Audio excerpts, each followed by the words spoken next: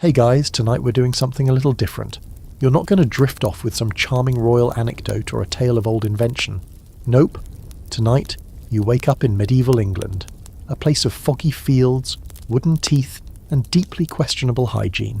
You're about to test your luck, your stomach, and your will to live. Spoiler alert, you probably won't survive this.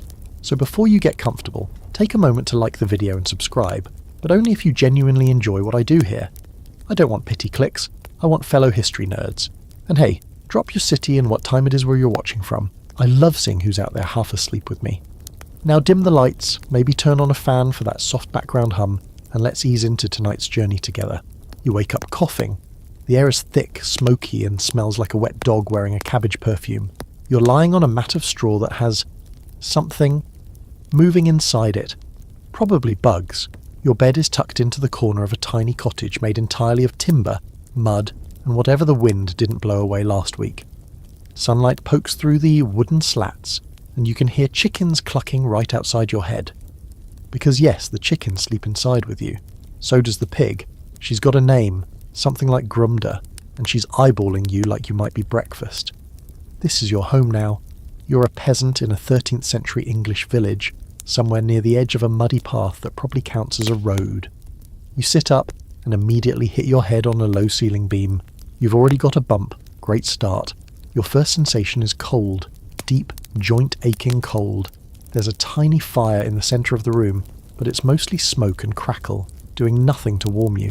The walls are coated in years of soot. There's no chimney.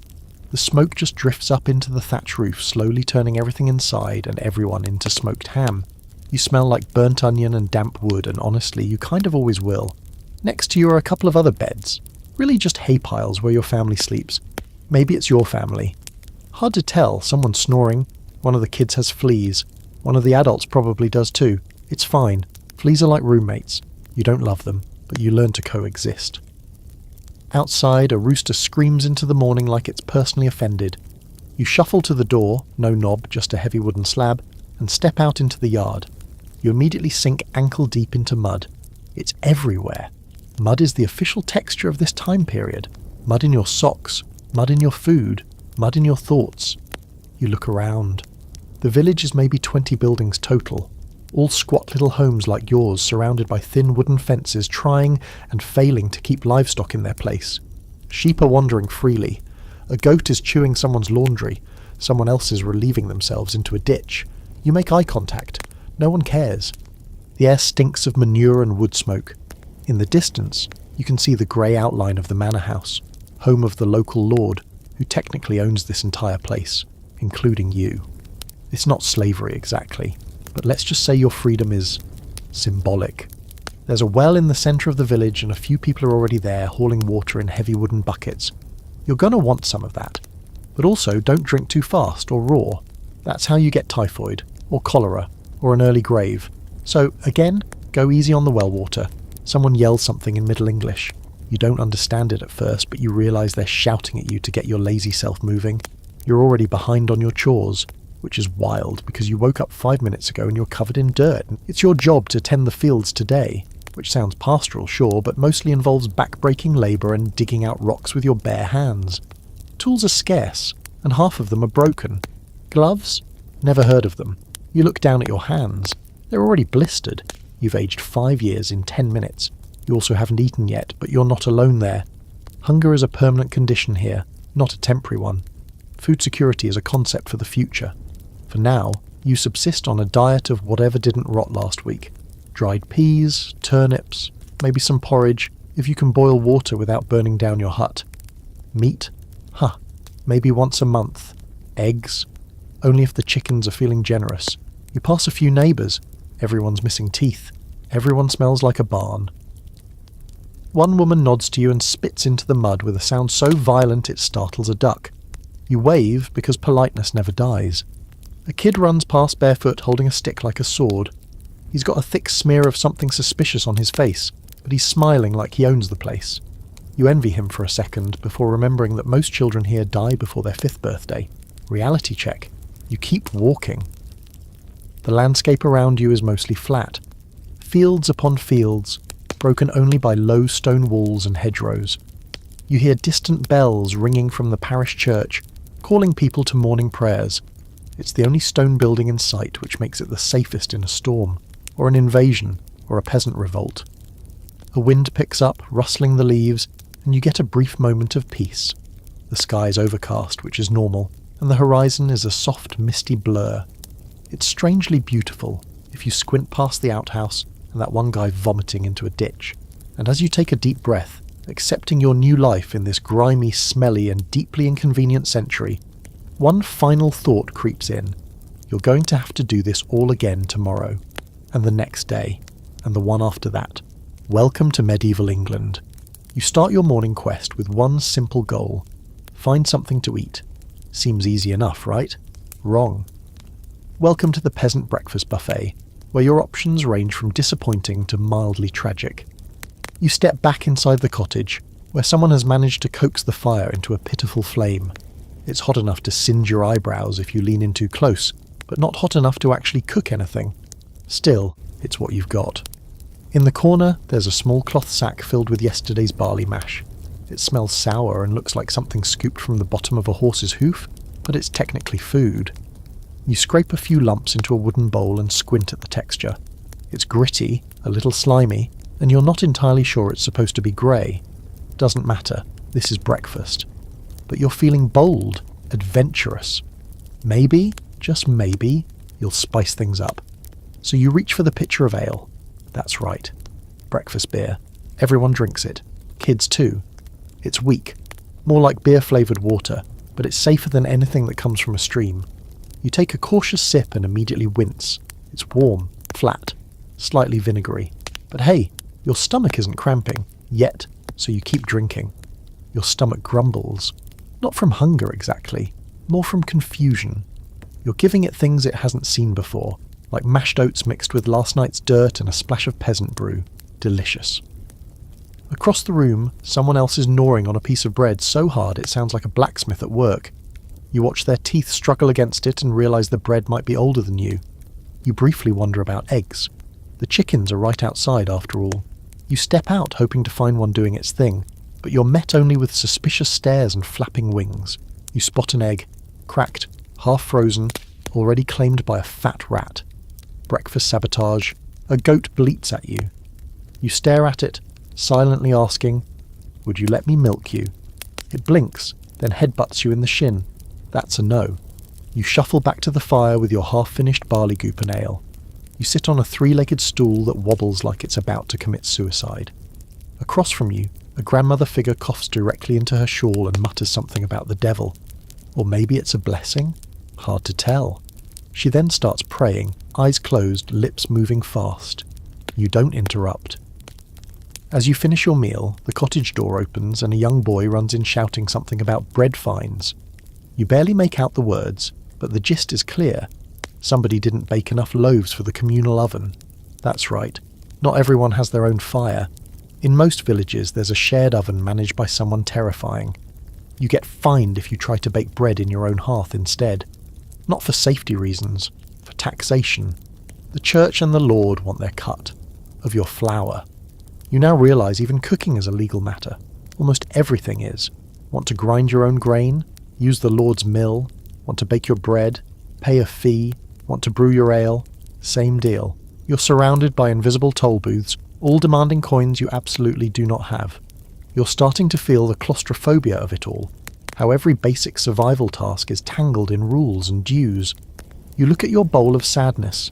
You were hoping for a hearty meal, but instead, you're eating what is essentially medieval paste, sipping lukewarm beer like it's a consolation prize. You notice something moving on the wall and lean closer. It's a large beetle, possibly edible. You're not that desperate yet. Suddenly, there's shouting outside. Curious, you step into the muddy yard again, bowl in hand, and join a cluster of villagers gathering near the well. Turns out someone found a dead eel in one of the water buckets. A gift from the river gods? A sign of doom? Both? Probably. A lively debate starts. One old man swears it's good luck. A teenage girl insists it means someone in the village will die soon. The eel becomes the focus of an impromptu sermon by a wandering friar, who claims the eel is God's metaphor for gluttony. You sip your beer and back away slowly. With breakfast more or less finished and spiritual confusion now added to your day, you wander toward the edge of the village. You pass a row of drying fish hanging from a rope. They've clearly been dead for days and smell like sin, but someone will eat them. Maybe you. At the edge of the fields, you spot a cart stuck in the mud. A man is swearing at it, waving a stick and trying to convince his ox to move. The ox, perfectly still, looks at him like it's deeply over this century. You relate. A voice calls out your name, or at least your assigned peasant equivalent. It's your reeve, the guy in charge of making sure you and everyone else work hard enough not to get whipped or fined. He points to a stack of firewood. You nod. Task accepted. You trudge over, bowl still in hand, and begin hauling logs. Breakfast time is officially over. As you lift your third log, your back cracks in a way that makes you question everything. You're already exhausted, you're still hungry, and your face is now covered in soot from a passing cart. A goose honks at you aggressively. The day has begun in earnest. And here's the kicker. No lunch break. Not really. Maybe you'll find some onion tops or a handful of berries later, but meals are more like episodes of not being starving. Dinner might be better, assuming someone traps a rabbit or a neighbour's hen accidentally dies. Don't get your hopes up. By now, the sun is crawling slowly across the grey sky, promising nothing but more work, and maybe, if you're lucky, slightly warmer beer tonight. And as you toss another log into the stack, the thought sneaks in. How is anyone still alive here? How did they survive on this? The truth is, most didn't. Malnutrition was the default setting. Stunted growth, tooth decay, and scurvy were all just Tuesday. Even the nobility had worms. And you're just trying to make it to nightfall without passing out or accidentally offending a saint. So, was breakfast successful? You ate something. You drank something. You didn't vomit or cry. Yet. In this time period, that's basically a 5-star experience. The day stretches out in front of you like an open wound. Raw, endless, and in desperate need of stitches. After your culinary adventure of barley sludge and warm ale, you're immediately thrown into the soul-crushing rhythm of peasant life.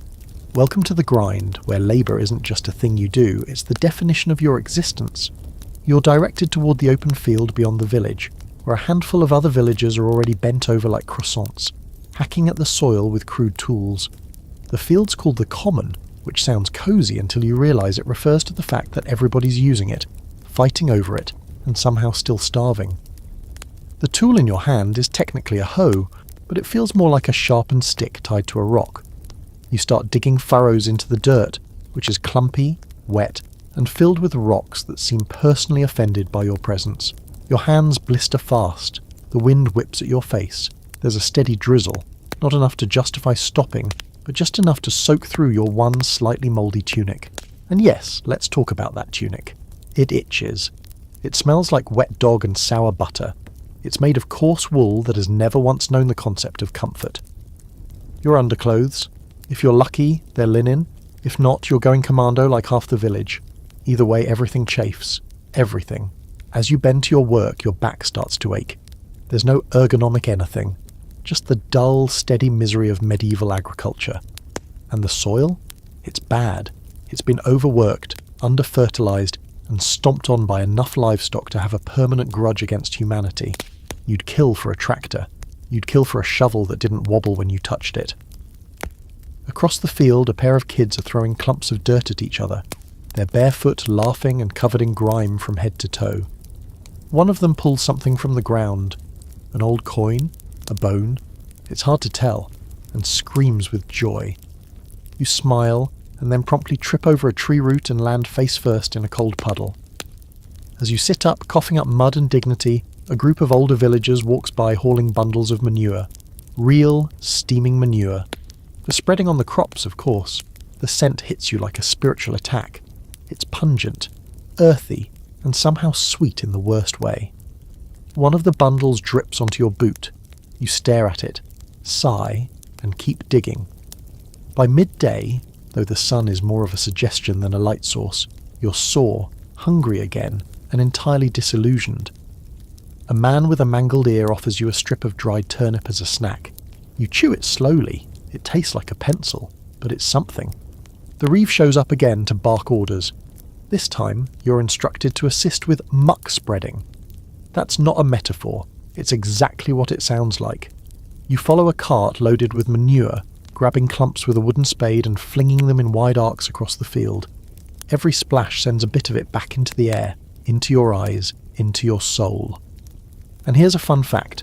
The average medieval peasant consumed over 4,000 calories a day. Not because they were living the high life, but because this kind of work burns through your body like a furnace. You sweat, freeze, lift, haul, bend, drag, pull and squat until your knees beg for mercy. There are no breaks, no benches, no self-care. As you work, you overhear a conversation about someone in the next village over being fined for skipping a day in the fields. His punishment? Extra labour and a public flogging. You swallow hard. Suddenly your aching arms don't seem so bad. You can't afford disobedience. You can barely afford to exist. Occasionally a priest walks by, offering blessings and disapproving glances. You're supposed to thank God for your lot in life. After all, you could have been born a leper, or French. And speaking of God, your entire workday is framed by religious expectations. No working on Sunday, prayers at sunrise, feast days scattered through the calendar, each one more confusing than the last. Today is, apparently, the Feast of St. Mildred. You have no idea what she did, but someone left her a cabbage on the chapel doorstep. By late afternoon your fingers are numb. The muck is under your nails, in your ears and on your tongue. You gag a little. A crow lands nearby and eyes you like it's planning your funeral. But amid all this filth and fatigue, something strangely beautiful happens. The clouds shift. A beam of sunlight breaks through and casts a golden hue over the field. Dust glitters in the air. The wind dies down. For a moment the world feels almost gentle. Then someone behind you sneezes with enough force to rattle the livestock, and you're dragged back into reality. As the sun begins to dip low, signalling the end of another grueling day, you drag your aching body back toward the village. Your tunic is stiff with dried mud. Your back throbs. Your feet are a horror story, and you're still hungry. Back in the village, the evening routine begins. Fires are lit. Chickens are wrangled. Someone is shouting about a missing goose again. You collapse onto a stool near the hearth. A woman offers you a chunk of cheese. It's hard enough to chip a tooth, but you accept it like it's gold. You stare into the flames and try not to think about tomorrow, because tomorrow is exactly the same, and the next day, and the next. This is life for the average peasant. Ceaseless work, aching joints, and the constant fear of famine, illness, or tax collectors. And yet somehow people managed. They laughed. They fell in love. They sang weird songs about turnips. You've survived your first full workday. Barely. Welcome to the grind. Only 12,000 more to go. The sun barely disappears behind the trees before another voice rings out across the village. A sharp, urgent call to gather. You've barely had time to peel the dried manure off your sleeves when a neighbour grabs your arm and points toward the manor house. He's coming, she whispers. You don't need to ask who.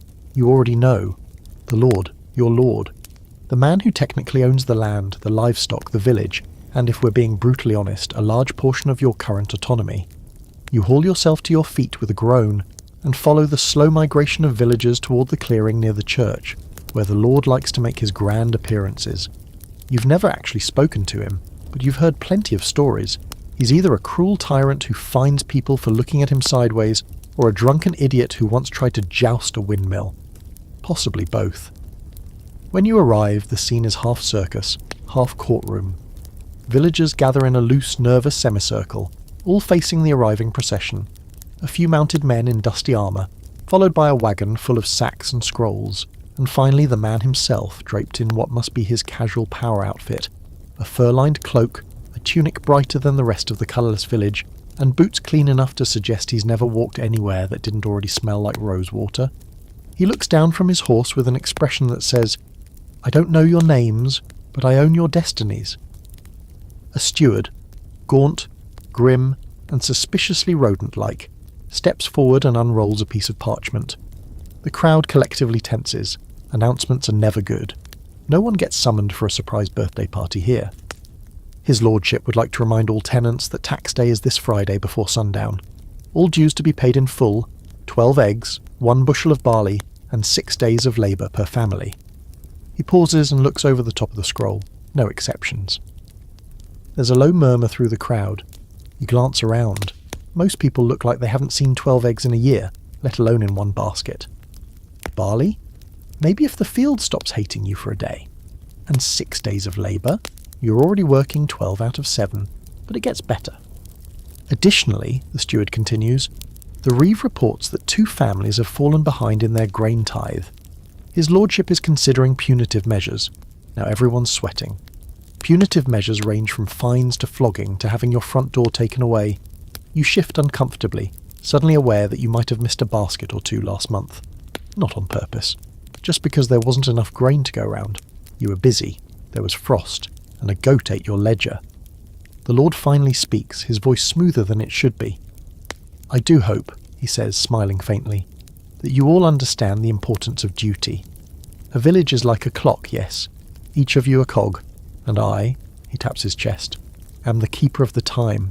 You don't know what that means exactly, but it sounds like something rich people say before doing something incredibly unjust. After a few more vague threats and unnecessary declarations of his own importance, the Lord signals to his steward and turns his horse around. His guards follow, and the entire procession begins to retreat toward the manor. But before leaving, the steward tosses a sealed parchment to the ground. These are the updated duties. Reeve will post them, then they're gone. The silence afterward is thick. A few people shuffle forward to examine the list. Others start muttering.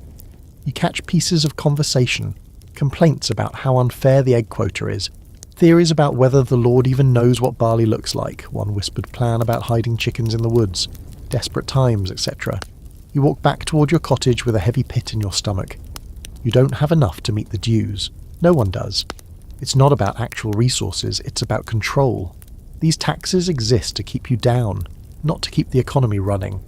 You're part of a system that bleeds you just enough to keep you alive and just weak enough to keep you obedient. Back at your hovel, someone has lit a new fire. The smoke crawls along the ceiling. You duck your head and sit by the flame, staring at the dancing light as the evening deepens into a cold, silent darkness. The little food you had for the day is gone. Your body aches from labour. And now there's the looming dread of dues day. You start mentally calculating. You've got 3 chickens, maybe 4 eggs if they all feel generous. You have some barley, but not enough for a full bushel. And as for 6 days of labour, you're already giving 10. You'll have to give more, or someone else will give less and you'll pay for it. Your thoughts are interrupted by a knock on the wooden plank you call a door. It creaks open, and the Reeve's silhouette appears in the smoke. Just checking the head count, he says flatly.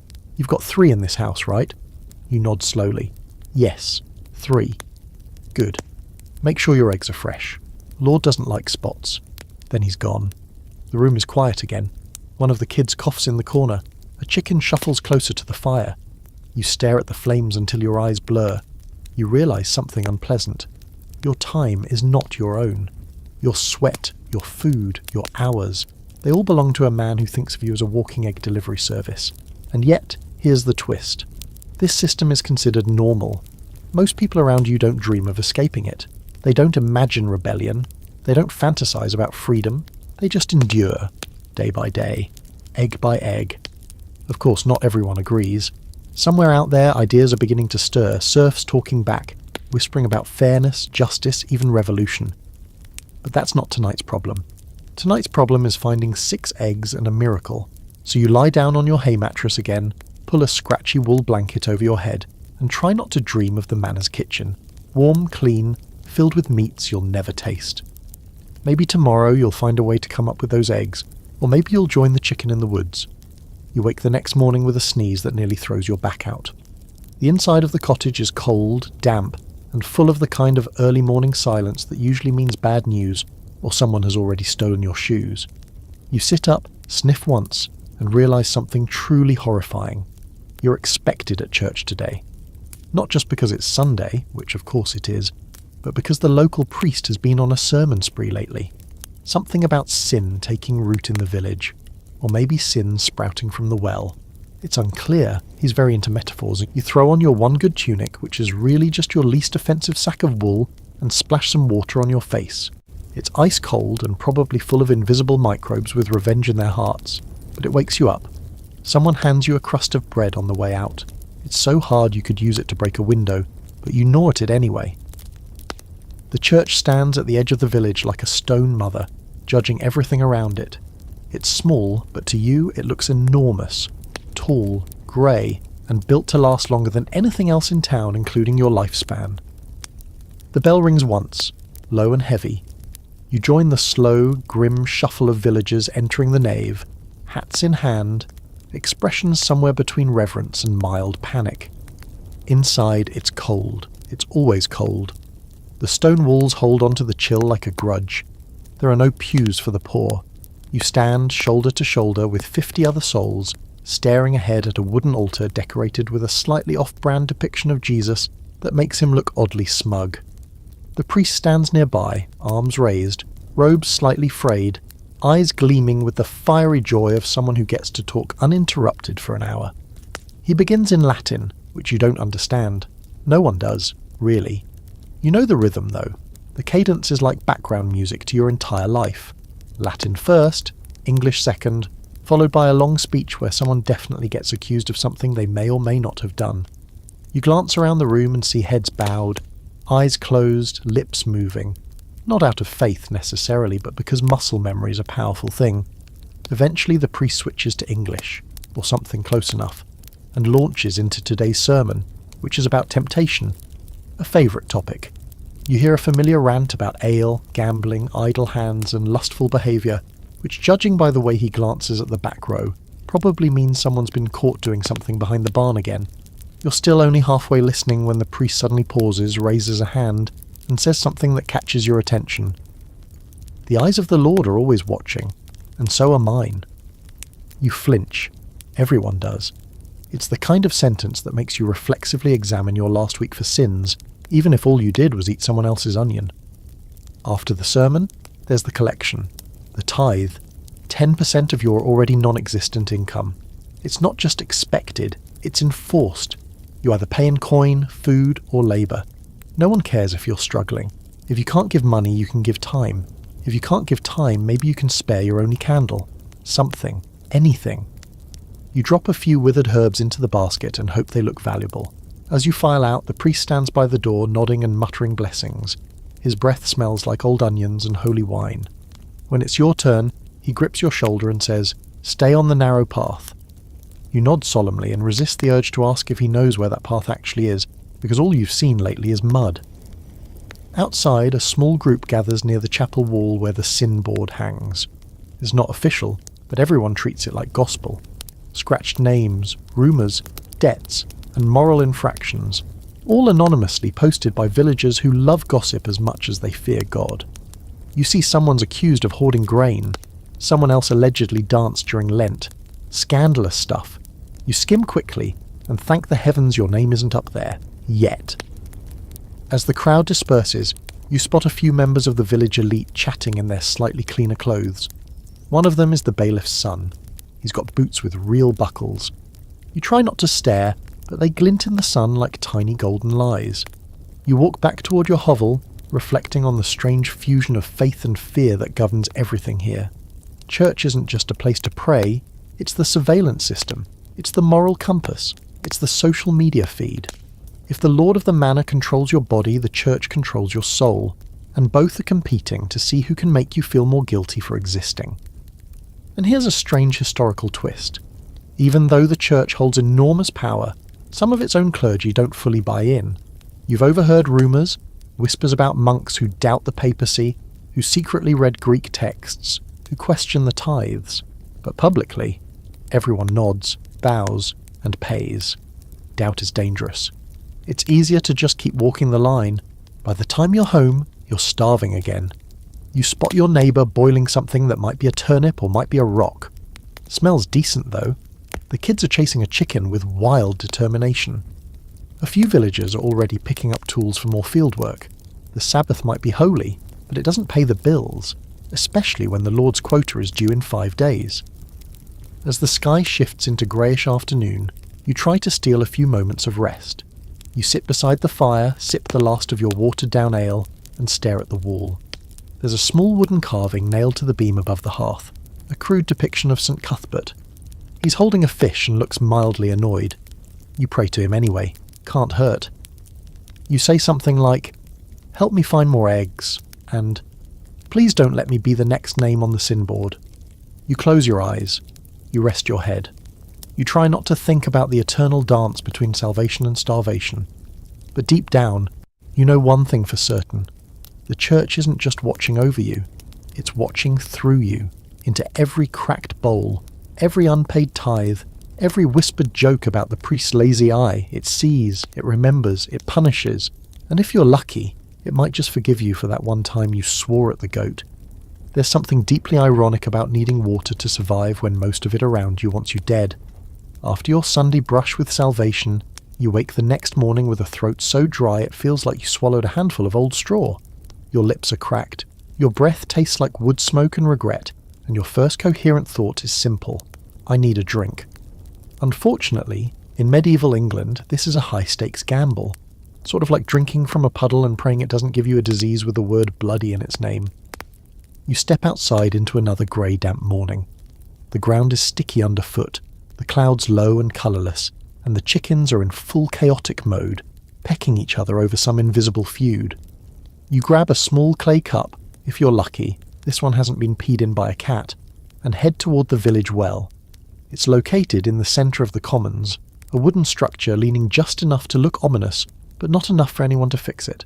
There's already a small crowd gathered, everyone waiting their turn to fill up buckets, flasks, and the occasional pot that doubles as a helmet on feast days. You take your place in line, listening to the hum of conversation around you. Most of it's about someone's sheep getting stolen. Again. A baby with mysterious boils, not great, and a travelling peddler who supposedly sold a magical rat trap that failed spectacularly.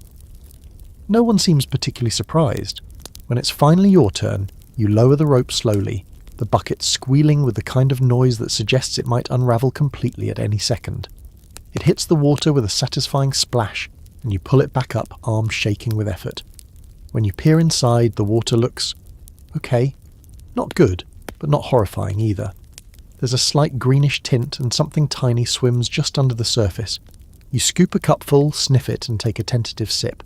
It's cold and tastes faintly of moss and whatever emotion follows betrayal. Still, you've had worse. The truth is, water is dangerous. Clean sources are few and far between, and the idea of filtration is still a few centuries away. Most people drink what they can find. Rivers, streams, rain barrels. But these are also shared by livestock, wild animals, and that one guy who definitely relieves himself wherever he wants.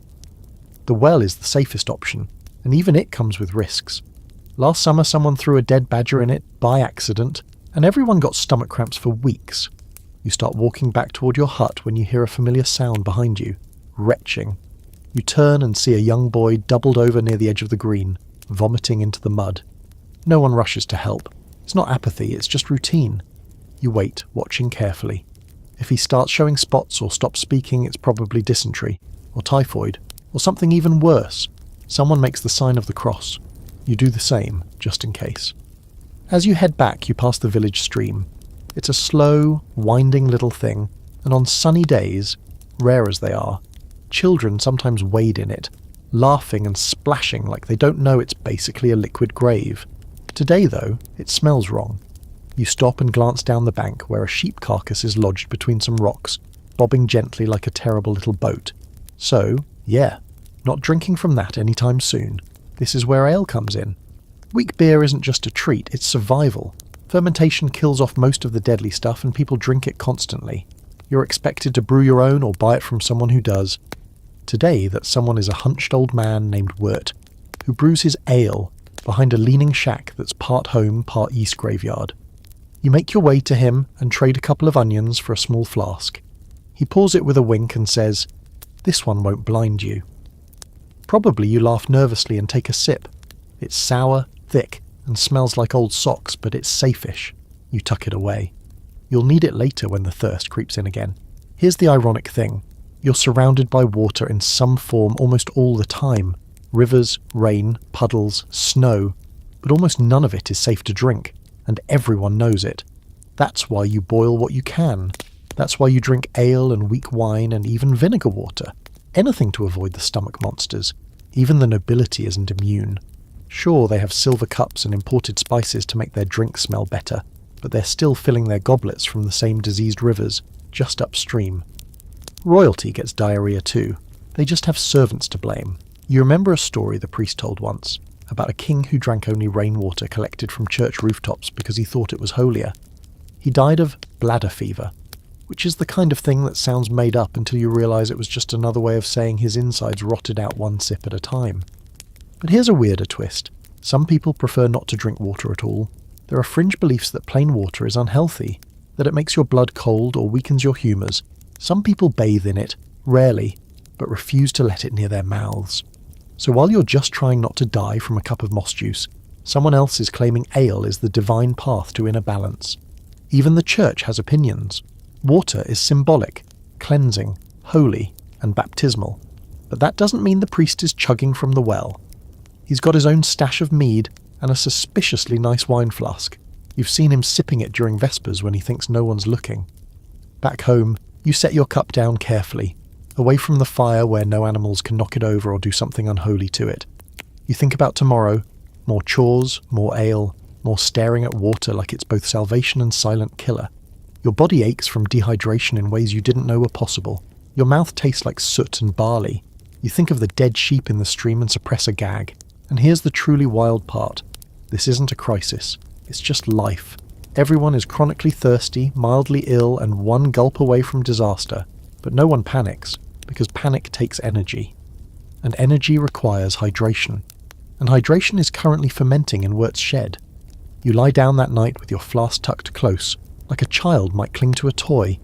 You're not afraid of the dark or the rats or the weird noise the goat made earlier. You're afraid of drinking the wrong thing and waking up with your insides trying to escape your body. So you whisper a small prayer, not to St. Cuthbert this time, but to anyone listening. Please let the water not kill me this week. It's a low bar, but here in medieval England, that's called optimism. You've had a full day of labour, church, and drinking suspiciously cloudy liquids, so naturally, the next thing on your calendar is a journey to town. It's market day. The sun has barely risen, and you're already awake, stomach growling, shoulders sore and brain whispering.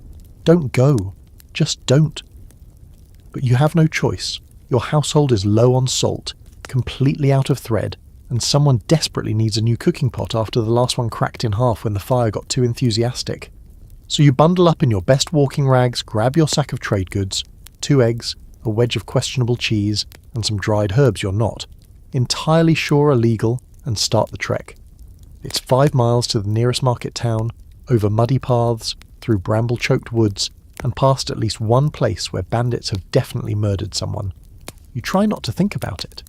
The road is alive with people, other villagers with sacks of onions, a shepherd driving a flock that seems actively suicidal, a travelling tinker whose cart is missing a wheel, and whose song is stuck on an eternal loop about a magical rooster. Everyone's headed the same way. Safety in numbers, maybe, or just mutual misery. By the time you reach the town's outskirts, your feet are soaked, your back is aching, and you've been overtaken by a nun riding a donkey that looked deeply ashamed of its life choices. Still, there it is, the town gate. Stone walls rising from the earth like some divine middle finger. The gate itself is guarded by 2 men in dull chainmail who look bored and vaguely constipated. They don't even glance at you, but you still avoid eye contact just in case someone decides to daze the day to enforce a random toll. Inside, the town is chaos. Smells hit you first, a mixture of fresh bread, horse manure, spices, fish, and the kind of human odour that can only be described as emotional. There are stalls lining the narrow streets, each one manned by someone shouting their lungs out about how their onions are definitely not rotten, or how their cloth was totally woven by monks in France. Spoiler, it wasn't. You start weaving your way through the crowd, holding your sack tight to your chest. Pickpockets are a real problem here. Small children with suspiciously clean hands keep bumping into people, and somewhere, you're pretty sure someone just lost a shoe, or a finger. Your first stop is the salt cellar, a squat man with a nose like a turnip and a voice like a crow. He eyes your eggs with disdain, but agrees to give you a small pouch of salt in exchange. You thank him and back away slowly, because the last time someone questioned his prices, he bit them, literally. Next, you look for thread. There's a woman selling bits of fabric, spools of coarse linen thread, and what might be sheep teeth disguised as beads. She gives you a look that says, "I don't trust you," and you return one that says, "Fair." Still, you manage to trade the cheese wedge for a bundle of thread, though you notice she sniffs it 3 times before agreeing. Feeling emboldened by your success, you start browsing. Market day isn't just about trade, it's also about news, gossip and entertainment. You pass a juggler in the square balancing 3 apples and a boot. A man on stilts calls out blessings in a booming voice, though he's clearly drunk and nearly knocks over a fishmonger's stall. Kids are gathered around a puppet show depicting St. George stabbing a dragon that suspiciously resembles a dog with scales glued on. The crowd cheers anyway. You overhear someone whispering about a local lord raising taxes, another talking about a nearby village getting hit with a mysterious sickness, and a third claiming they saw a witch in the woods with glowing eyes and a pet fox that spoke Latin. You decide that one might be an exaggeration. You're about to head back when something stops you. An odd little tent tucked between 2 buildings. No sign, no banner. Just a curtain and a small table outside with a jar labelled Miracle Cures. Curiosity gets the better of you. You approach, and a tall, rail-thin woman emerges wrapped in scarves, eyes dark and unreadable. "Looking for healing?" she asks in a voice like dry leaves. "Or perhaps protection?" She gestures to a tray of herbs, bones, and something that might be a mummified lizard. You pretend to browse. She leans closer. "The water's been wrong lately. Best carry a charm for safety." You nod, hand over a few dried herbs, and she gives you a pouch filled with something. Probably nonsense, but you tuck it into your shirt anyway. You've seen too many people fall sick for no reason, and if a pouch of twigs and bone dust keeps you safe, why not? On your way out of the town square, you stop at a bread stall. The loaves are overpriced and hard as bricks, but you manage to trade for one using your last bit of dried sage. The merchant grunts approval and throws in a tiny heel of crust as a bonus. You'll treasure it. By now, the sky's starting to dim. You're exhausted, feet blistered, and you've got to walk 5 miles back before nightfall. Bandits tend to come out after dark. So do wolves. Also, according to one very dramatic boy in your village, there's a giant with 7 toes in the woods, but you suspect that's just his uncle with bad footwear. The journey back is quiet. Everyone's too tired to talk. The donkey nun passes you again, nodding like she knows something you don't. You arrive home just as the last light slips below the trees. Inside your cottage, you lay out your haul. Thread, salt, slightly haunted bread, and your new miracle pouch. Not bad, not amazing. But in this world, even surviving market day without losing your money, dignity, or spleen is a win. As you lie down to sleep, you think about the city, how alive it is, how dangerous, how tempting. You understand why some people leave their villages behind, chasing the illusion of freedom in the city walls. But you also understand how many of them never come back. Market day isn't just a chance to trade goods, it's a mirror.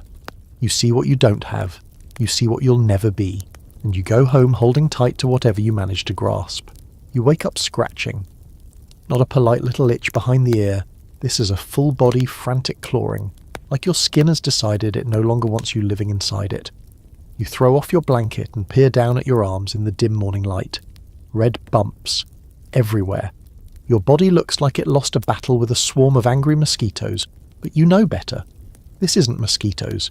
This is medieval England's version of an alarm clock. Lice. The entire village has them. No one talks about it like it's a problem. It's more like weather. Sometimes bad, sometimes worse. Never avoidable. You start picking them out of your tunic seams with a kind of calm, dead-eyed acceptance usually reserved for people shelling peas or witnessing minor crimes. One of the kids nearby is also scratching. A good sign, in that misery loves company sort of way. But the bumps are worse today, spreading down your chest, up your neck, behind your ears. You start wondering if it's something else. Fleas? Mites? Bubonic plague? No. Too early in the timeline. Hopefully. Either way, you need help, and this is how you find yourself heading toward the edge of the woods, to the house of the wise woman. Now every village has one. Part healer, part herbalist, part gossip repository. In yours, it's a woman named Elswith, who lives in a crooked cottage beneath an ash tree with a yard full of rusting charms, bones and skulls that may or may not be decorative. Some folks call her a miracle worker, others call her a witch. The truth? She's both, depending on who you ask and whether or not she fixed your gout.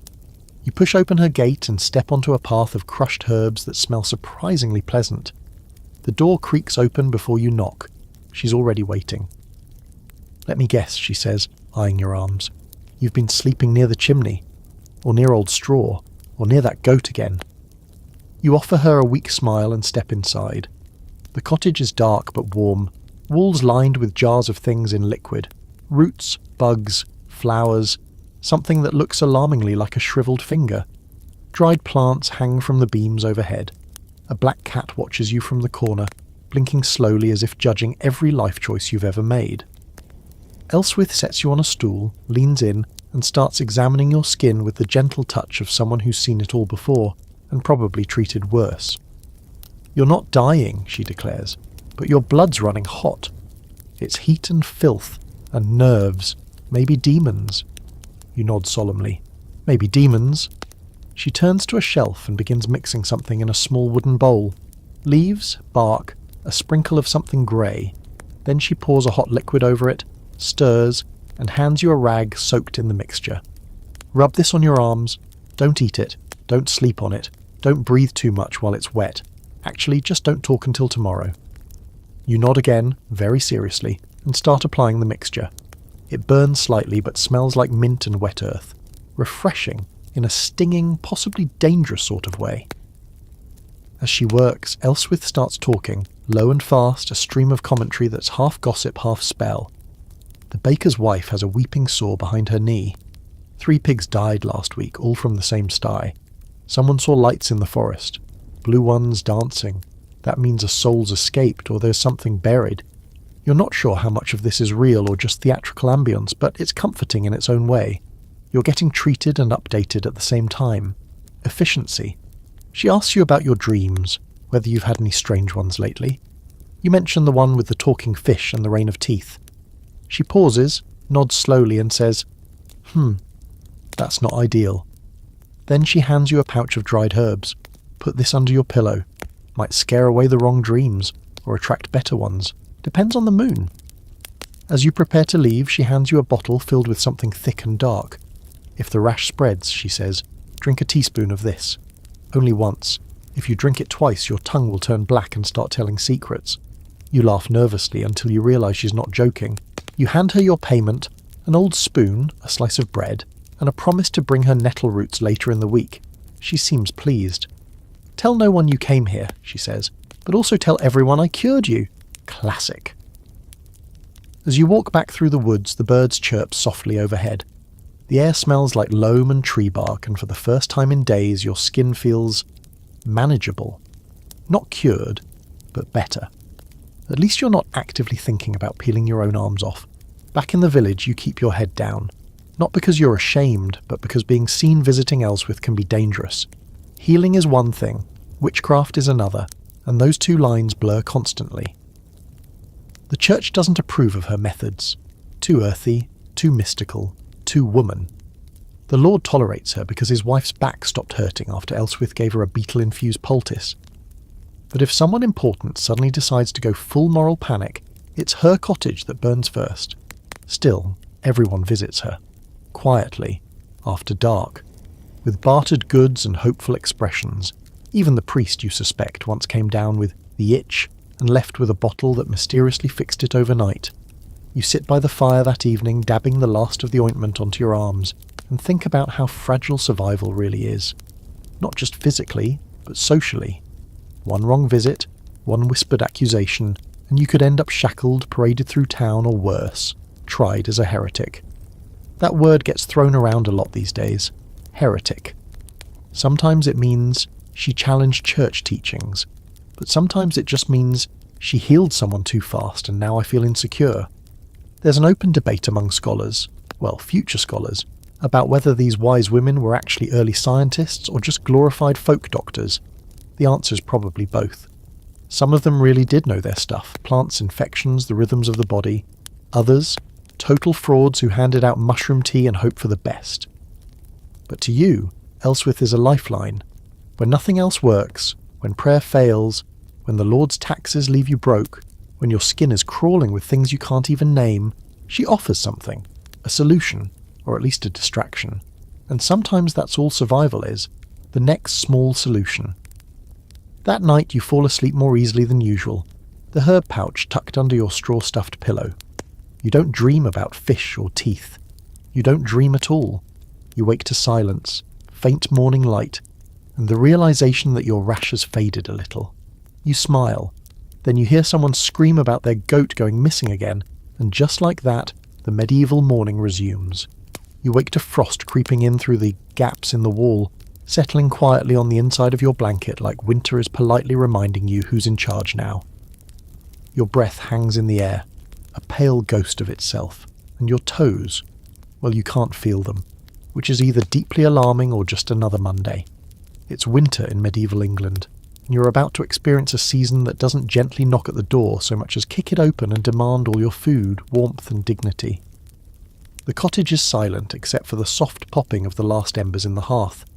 The fire went out hours ago, which means you're starting your morning the old-fashioned way, freezing and bitter. Someone's already up. You can hear the shuffle of boots and the muffled curses that mean someone stubbed a toe in the dark. You pull on your stiff tunic, now slightly damp from yesterday's snowmelt and smelling faintly of wet wool and ancient onions. Nothing dries in winter. Everything is cold, including hope. Outside, the world is white and silent. Snow has blanketed the village, hiding the mud and waste, covering even the most unfortunate goat mishaps with a layer of seasonal charm. It would be beautiful if it didn't mean the start of 4 months of absolute misery. You step out and your breath catches, not from the view, but because the air is a slap to the lungs. It's the kind of cold that feels personal. Your first task is firewood, of course. Always firewood. You make your way to the shared pile near the edge of the green, where a few other villagers are already hacking away at frozen logs with axes that look like they've survived 3 wars. The pile is low, too low. Everyone knows it. No one says it. You take your turn, splitting logs with stiff fingers, the axe bouncing occasionally off the wood like it's laughing at your lack of upper body strength.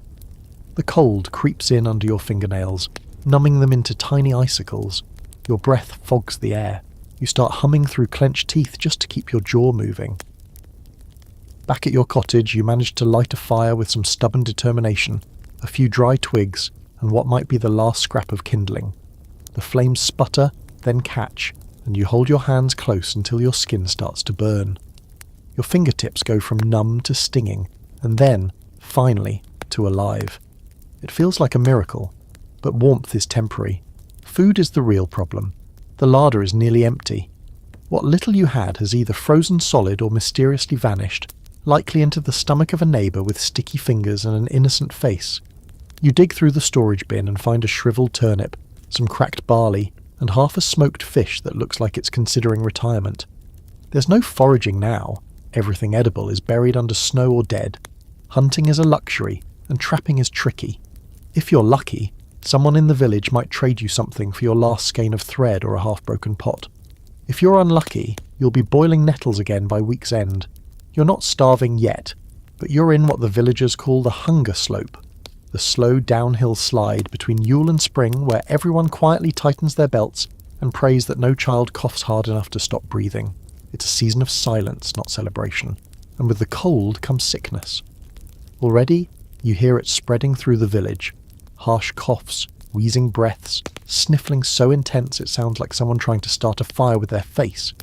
People bundle themselves in wool, layer up with every scrap of cloth they own, and hope the sweating keeps the fever at bay. You visit the neighbours, partly to check in, partly to see who has extra food. You find one old man curled under 2 blankets, breathing slow and shallow. His daughter wipes his forehead with a damp cloth and nods to you with tired eyes. You leave quietly, unsure if he'll see the thaw. Later, you help a group of villagers reinforce the livestock pen. Wolves get bold in winter, and there have been tracks near the edge of the woods. You're not a warrior, but you're an able-bodied person who can wave a torch and yell with enthusiasm. That counts. You see your breath curl in the fading light as you hammer boards into place. The goats bleat nervously, the chickens puff up their feathers like angry snowballs, and the pigs are already sleeping in a huddle, oblivious to your efforts. They'll survive. Pigs always do. Smarter than they look. Night comes early, as it always does in winter. The sun seems embarrassed to show its face for more than a few hours. By the time you return home, it's already dark. The fire is low, the air inside still freezing, and the whole cottage smells like smoke, unwashed feet, and boiled regret. You share your meagre meal with whoever's home. The turnip goes into the pot. The barley softens after an hour of simmering. The fish adds flavour, probably. You eat slowly, trying not to think about how little is left. Tomorrow you'll have to trade or risk hunger. You wrap yourself in your blanket close to the fire and try to fall asleep. You can hear the wind howling outside, rattling the shutters and slipping in through every crack in the wall. Your feet are ice, your nose is colder, and despite the fire, you can still see your breath rising in soft, slow curls. This is winter. It's not dramatic, not sudden. It's a slow suffocation. It creeps in and settles around you, biting at your fingers, tightening your stomach, whispering old stories of villages that didn't make it. And every winter there's at least one cottage that doesn't see the spring. But here's the strange thing. Even in the bleakness, there are sparks of beauty. The snow twinkles under moonlight. The silence is peaceful, almost holy. And every bowl of hot food, no matter how bland or small, feels like a feast. You clutch your blanket tighter, feel your eyelids grow heavy, and drift off with one final thought. Spring will come. It always does. The question is just whether or not you will live to see it. You wake up coughing, and not the polite clear-your-throat kind. This is the deep, wet kind. The kind that sounds like your lungs are trying to stage a violent uprising. Your chest aches, your throat is raw, and when you sit up dizzy and clammy you know exactly what this means. Someone's sick. Maybe it's you, maybe it's everyone, maybe the entire village's luck has officially run out, and the timing just perfect. Because of course it's now, in the heart of winter, when everyone's already cold, starving, and too exhausted to even scream into the void. You step outside, shaky on your feet. The snow has turned to slush, grey and crusted, like it's given up pretending to be pretty. In the distance, smoke rises from chimneys, less than usual. Quiet has settled over the village, not peaceful but heavy, ominous. You pass the neighbour's house and see a cloth hanging from the door. White, that's the signal. Someone inside is sick. You see another down the lane, and another. You stop counting after 6. No one talks about it directly, not at first. It starts as whispers. So-and-so is coughing. A child hasn't left bed in 3 days. Someone spotted black spots on a man's legs, and then the panic starts to creep in, quiet and frantic. It's not just a winter fever, it's the plague. That word is heavy here. Even centuries before the most famous outbreak, there's always been something lurking. Waves of illness that sweep through villages and towns like invisible curses. You don't need to know the science to recognise the signs. People drop fast. One day they're fine, the next they're gasping in a pile of straw, their breath thick and shallow, their skin hot as fire and cold as death at the same time. You return home and shut the door, pushing a sack of flour against it like that will help. Someone sneezes inside and everyone jumps. You all look at each other like suspects in a mystery no one wants to solve. The truth is, if one person in the house gets it, you probably all will. There's no real isolation, no quarantine zones, just shared air, shared blankets, shared doom. You boil water, for drinking, for soaking cloths, for pretending you're doing something useful. The fire is stoked until the whole room is hot and smoky, because for once, you want heat. Not just for comfort, but in some desperate hope that it'll sweat the sickness out of the walls. It won't. But you need to believe something can. Word spreads that the Reeve's wife is sick, then the blacksmith, then the priest. A small group gathers near the well, arguing whether to bless it or fill it in. Someone burns sage, someone else burns the sage burner.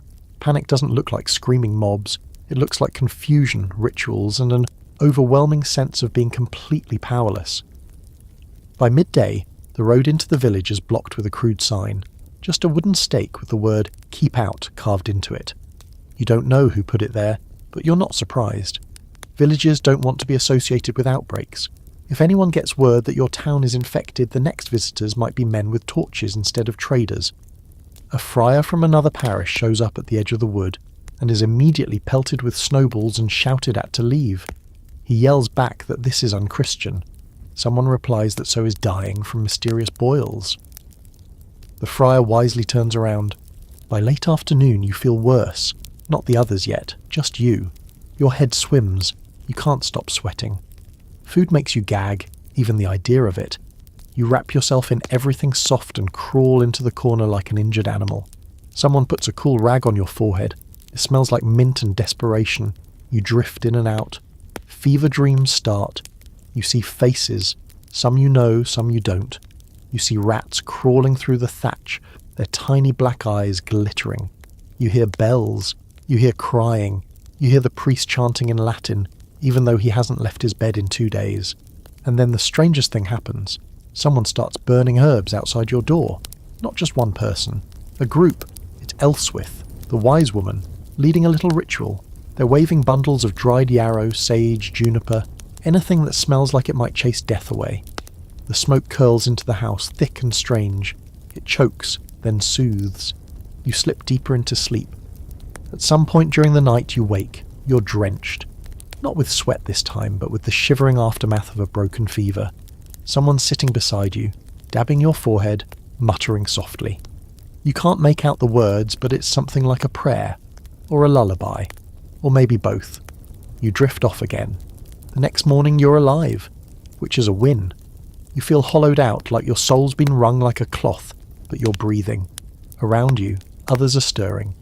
The worst seems to have passed, at least for now. But not everyone made it. The Reeves' wife didn't. Neither did the old blacksmith. 2 children from a nearby hut are gone too. The priest recovers enough to ring the bell. Not for service, but for mourning. It tolls slowly, each clang a reminder of who isn't coming back. You help dig graves that afternoon, the ground still frozen and unforgiving. It takes hours, your back screams, your hands blister, but the dead must be buried. That's one rule everyone follows, even when all others fail. Later the village gathers for a small ceremony. No sermon, no choirs, just a few words, some tears, and a moment of silence so heavy it crushes your chest. And then, just like that, life stumbles forward again. Because it has to. There's an open debate, even centuries later, about what these early outbreaks truly were. Bubonic plague, typhus, smallpox, or something else entirely. No one agrees, but in the moment it doesn't matter. To you, it was a shadow passing through your home, brushing against your skin and deciding, arbitrarily, unfairly, to spare you. As you sit beside the fire that night, throat sore, body weak, you look around and see life beginning again in slow, careful movements. Someone's cooking a thin stew. A baby starts to cry. The chickens are still alive. Elswith walks past your window with her bundle of herbs and gives a tiny nod. You nod back.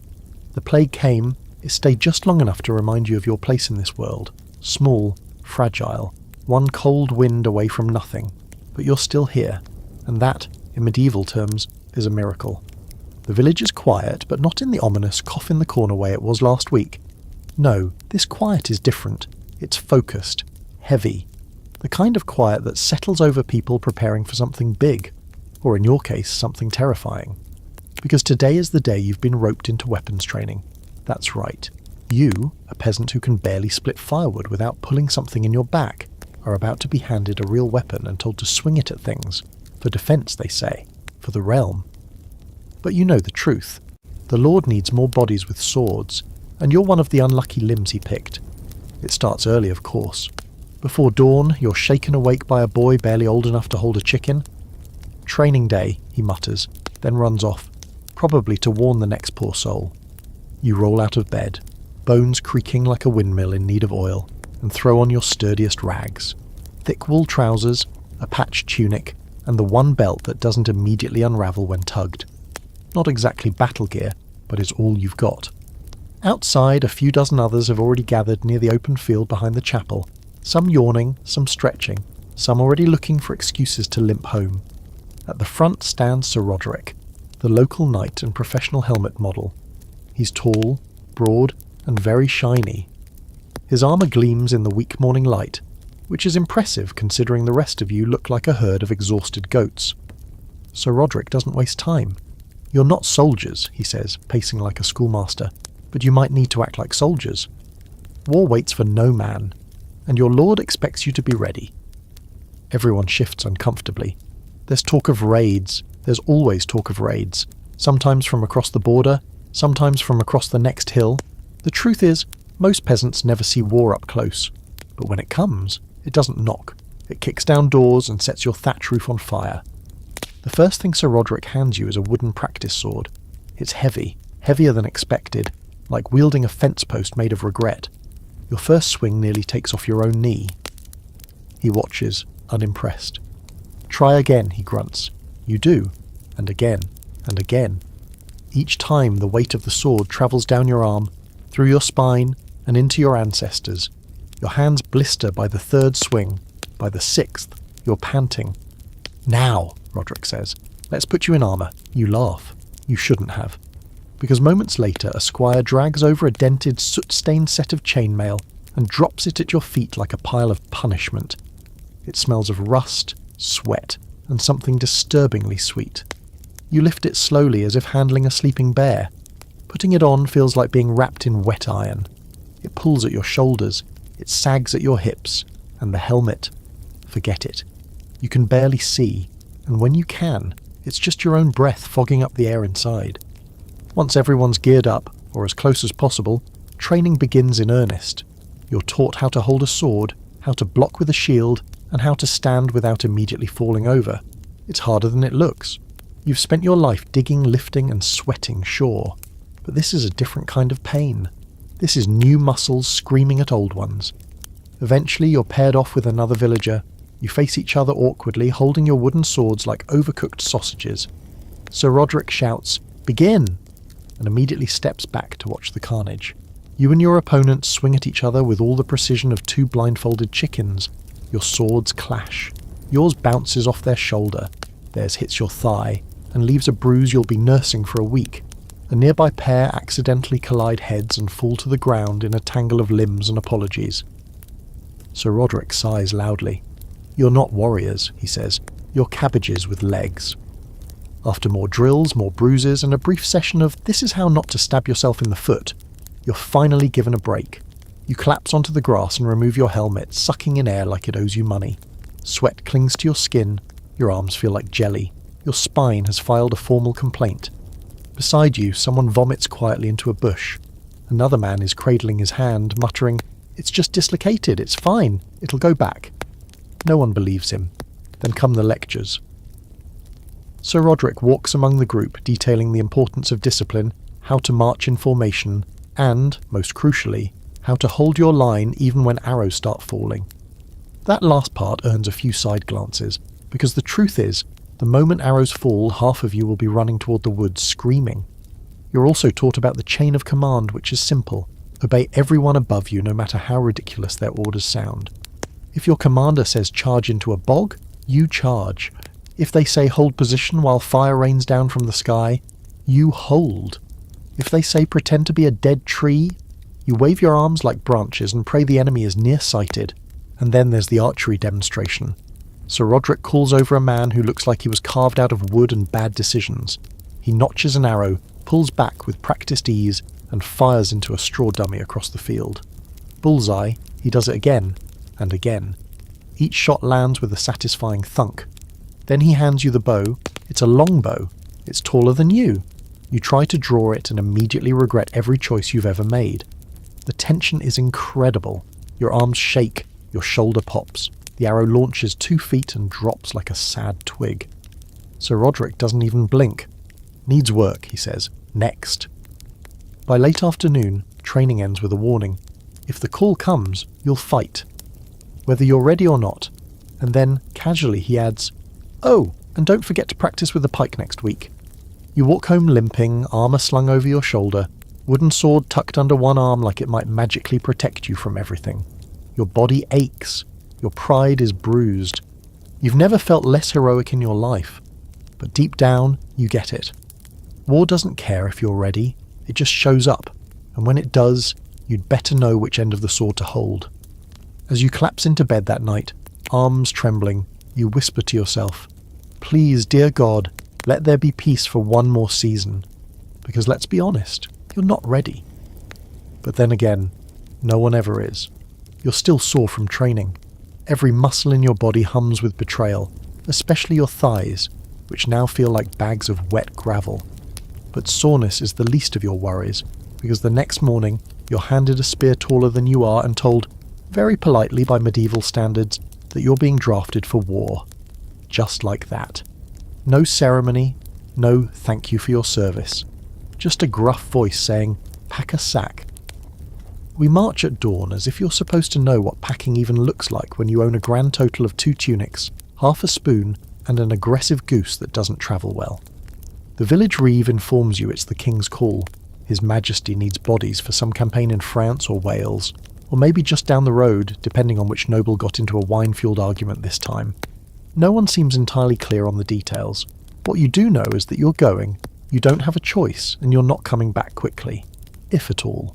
You say goodbye to your family with the emotional range of a damp rag. No one wants to cry in public. Not here. The goodbye is more like an exchange of nods, a silent contract between those leaving and those staying behind to tend goats, watch the skies, and hope the plague doesn't visit again. You join the others on the edge of the village, a ragtag group of half-trained men and boys in ill-fitting armour and leather boots that haven't been dry since Michaelmas. A few veterans shuffle among you, scowling. One is missing a thumb, another is wrapped in so many layers he resembles a sentient haystack. Then comes the marching, all day, through fields, over hills, and along muddy tracks where your boots stick like the earth itself is trying to eat you. You sleep in barns, under carts, or just curled up in a ditch. Rations are handed out, hard bread, dried peas, and something that's technically meat. You chew it for so long you begin to wonder if it's not just meat shaped like regret. Eventually your group joins a larger force, a proper army, or at least the medieval equivalent of one. There are knights on horses, banners flapping in the wind, and a handful of cooks boiling suspicious stews in cauldrons the size of bathtubs. It's chaos. Loud, smelly, terrifying chaos. You're handed a real weapon, a spear so long it could double as a lightning rod, and a battered shield with someone else's initials carved into it. You're shown how to form a line, how to march in step, how not to stab your neighbour by accident. These are not guarantees, just goals. The commander, a man with a moustache that looks independently alive, gives you a speech. It's supposed to inspire courage, something about glory, honour and defending your homeland. You mostly hear, "Don't die in the mud." As for where you're going, some castle somewhere, the enemies hold up there. Apparently they've been refusing to pay taxes, or maybe they insulted someone's horse. Again, details are murky. War, in this age, is rarely about principles. It's about land, pride, and whose dad used to own what 200 years ago. On the march, you get to know your fellow conscripts. One's a brewer who's never held a weapon. Another's a chimney sweep who's certain this is all a dream. Then there's Big Malk, who claims to have killed 3 men with a spoon but has yet to correctly identify North. And of course, there are camp rumours that the enemy has war elephants, that they pour boiling tar on prisoners, that one of their knights has a cursed sword that sings before it strikes. None of it's true, probably, but it fills the long, wet nights when you're lying on the ground, listening to the symphony of 100 men snoring, and one guy absolutely failing at playing the lute. After days, maybe weeks, time blurs when every morning is damp, you arrive. The castle looms on a distant hill, grey and toothy against the sky. It's smaller than you expected, but imposing all the same. The soldiers around you grow quiet. You're told to prepare for a siege, which means digging trenches, building ramps, setting up catapults, and trying not to think too hard about the fact that you might be launching rocks at people who are also just trying to stay alive. You see them on the walls sometimes, tiny silhouettes pacing back and forth. Are they scared? Probably. Are they better armed? Also probably. The camp buzzes with noise and smoke. Fires crackle, horses whinny. Someone screams in the distance, but it's unclear whether it's pain, panic, or just stepping on something sharp. There's a tension in the air, like the sky itself is holding its breath. One morning you're woken before dawn and handed a torch. Tonight, your sergeant says, we storm the outer wall. Your heart drops straight into your boots. You march forward at twilight, hidden by fog and nerves. The world is a blur of movement, men shouting, firelight dancing, ladders rising against stone. You climb, slowly, every step a gamble. Arrows rain down. Someone beside you falls. You keep going. You don't remember why. You just do. By some miracle, you reach the top. Chaos erupts. Shouting, clashing, confusion. You swing your spear like a broom in a crowded tavern. You don't know who you hit. You don't know if it helped, but you're alive. Eventually the defenders retreat. The castle falls. You expect celebration. Instead, there's looting, screaming, fires where there shouldn't be. The line between victory and horror fades quickly. You stay back, clinging to your spear, watching the worst parts of humanity parade by in torchlight. That night you sit by a fire and stare into the flames. You're no hero, just a survivor. and that's all anyone really becomes in war. The next morning the march begins again. No one tells you how long you'll be gone, there's no guarantee of pay, no certainty you'll see your village again. All you have now is a weapon, a cloak that smells like every nightmare you've ever had, and a memory of how it felt to survive your first siege. War in medieval England isn't a tale of glory. It's a long, muddy journey with blisters, smoke, and more fear than your bones can carry. But you're still standing, and that's more than some can say. You don't remember exactly when the siege started. One day you're marching through fields that smelled vaguely like wet sheep and barley, and the next you're standing in a trench, staring at a stone wall and wondering if this is how it ends, ankle deep in mud, wearing someone else's boots, holding a shield that's basically just a glorified dinner plate.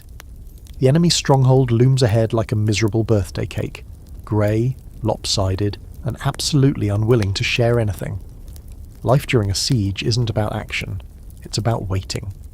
Long, slow, bitter days filled with chores that all feel designed to kill your spirit before anything else does. Dig here, haul rocks there, stoke the fire, carry the boiling pitch, carefully. No one forgets the lad who spilled it on his foot and now limps around with a sock full of regret. Your back aches from sleeping on frozen earth. Your nose won't stop running. Your boots have fused permanently to your feet. You haven't been dry since last Thursday. And worst of all, you're bored. Which is something they don't tell you about sieges. You imagine battle, glory, at the very least adrenaline. But instead, it's endless hours of nothing interrupted by 10 minutes of complete chaos. You spend most of the time just trying not to die of boredom, dysentery, or some combination of both. Occasionally the enemy throws insults over the wall, some of them surprisingly creative.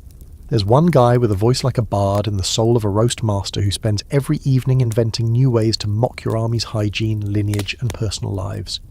One night he shouts, "Your cook's stew tastes like a monk's underpants," and gets a round of applause from both sides of the battlefield. Honestly, you'd defect just to hang out with him.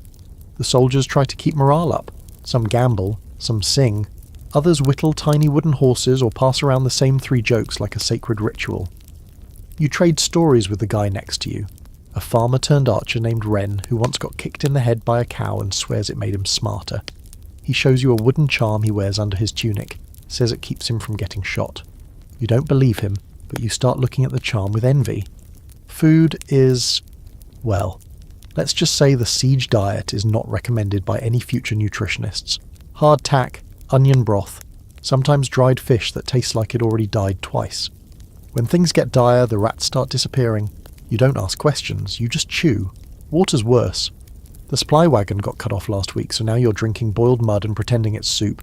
Someone finds a barrel of wine in an abandoned farmhouse, and things get rowdy for one glorious night, until 3 people vomit into the same fire, and the smell makes everyone nostalgic for latrines. On day 20-something, your commander gathers you and announces it's time for the final push. That phrase alone makes your stomach churn. You're given a pike, a torch, and a pep talk that's half inspiring, half horrifying. The plan is simple. Under cover of darkness, your squad will storm the outer wall again, this time with a battering ram and more enthusiasm. You crouch behind a makeshift barricade, heart pounding. The moon is high. Fog rolls in like a blessing, muffling sound and hiding movement. The ram is pushed forward by 6 unlucky souls, you among them. It creaks and groans just like your knees. The closer you get to the gate, the more it feels like someone else's dream, or someone's very bad idea of a prank. Then the arrows start. They rain down from the battlements in sharp, hissing waves. One embeds itself in the wooden ram, another hits the man behind you, and he goes down without a sound. You keep pushing. The gate looms ahead. Someone yells. You hit the wood once, twice, 3 times. The ram splinters, the gate holds. Then something hits the ground nearby, a pot of boiling oil followed by screams. You don't look back. You just run, dragging what's left of the ram and your dignity. A retreat is called. You scramble back to the trench, hands raw, lungs on fire. You lie on your back, staring at the sky, wondering if the stars always looked this sharp or if it's just the adrenaline. Beside you, Wren laughs. Just once, bitter and breathless. "Still here," he mutters. You nod. "Still here, barely." The next few days are quiet. Too quiet. Then comes a miracle, or what passes for one in this mess. The enemy surrenders. No one knows why. Maybe they ran out of food. Maybe their morale snapped. Maybe your side finally managed to bribe someone inside. Either way, a white flag appears one morning and everything changes. You expect cheers, celebrations. Instead, the camp just exhales. No one moves. Everyone is waiting for the next order. And then it comes. Inside. You walk through the castle gates like an intruder in a ghost story. The defenders are thin, ragged, eyes sunken. There's no fight left in them. Some cry. Others spit. You're told to take supplies, to secure the grounds, to look for survivors. But what you see instead are reminders that these were just people, not monsters, not villains, just hungry, scared, and unlucky. The looting starts anyway, not by you, but by others. Rooms ransacked, food taken, horses claimed. You wander through the great hall and see smashed plates, blood on the walls, a half-eaten loaf of bread on the table as if someone had been interrupted mid-bite. You feel sick. That night you sit alone watching smoke curl from the towers. The siege is over. You survived. But the weight of it settles in your bones. You think of the man who died beside you. You think of the castle cook, hanged for refusing to kneel. You think of the enemy soldier who gave you water during the retreat, then vanished in the chaos. War doesn't give you medals. It gives you silence, scars, and a long walk back. And so, the next morning you pack your few belongings, less than you left with, and prepare to return. Back to your village. Back to mud and chickens and rationed bread. You're not the same. You know it. The road ahead is the same, but you are not. You survived a siege. And in this world, that's all you can really hope for. You hear the crowd before you see it. A rising murmur of voices, shuffling feet, and the kind of tension that fills the air like static before a storm. You've only been back in the village a week, still nursing a bruised rib and the emotional weight of siege survival, and already you're being pulled toward the town green by the elbow. You don't want to miss this, someone whispers, eyes wide. You want to say, actually I probably do, but the crowd's too thick and your curiosity too stubborn. When you reach the square, the atmosphere hits you like a brick wall. No laughter, no gossip, just silence, with the occasional cough or whispered prayer. At the centre of it all, a wooden platform, hastily built but sturdy, sits beneath a draped banner bearing the crest of the local lord, and standing beside it, two guards with grim expressions and axes too sharp to be decorative. You immediately know what this is. Today's an execution. The condemned stands between them, bound at the wrists and looking surprisingly calm. He's middle-aged, bearded, and dressed in the kind of clothes that suggest he was someone of mild importance. Perhaps a steward, or a clerk. Not a common thief, certainly not a noble. Just one of those in-between types with enough education to be annoying, and not enough power to be protected. What did he do? You murmur to the woman beside you. She shrugs. Forgery, they say.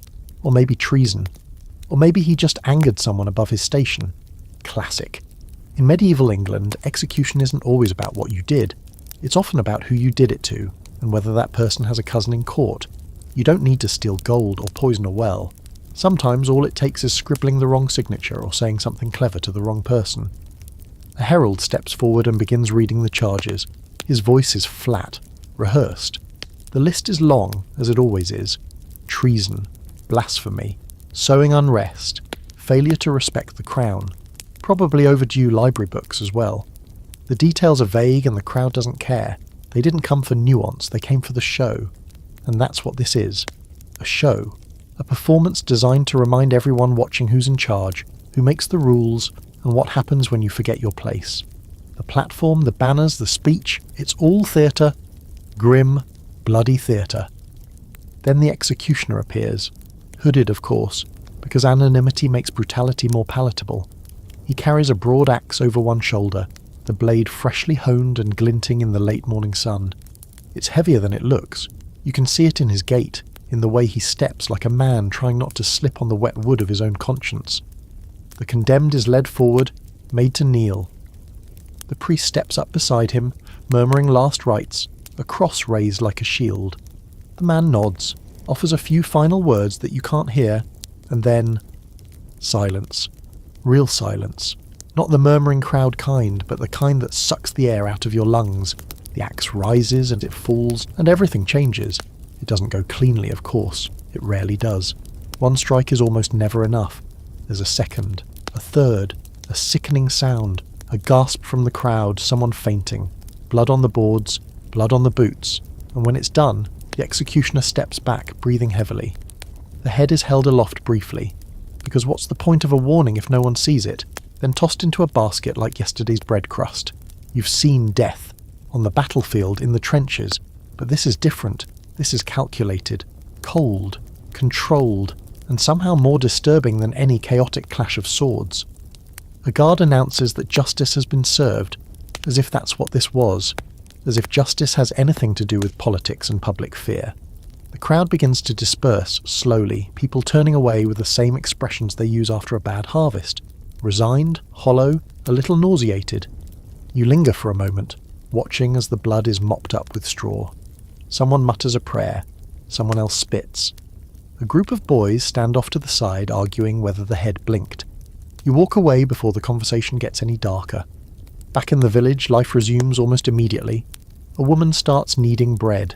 Children chase geese. A man sharpens his scythe like the morning didn't happen, and that's the real horror of it.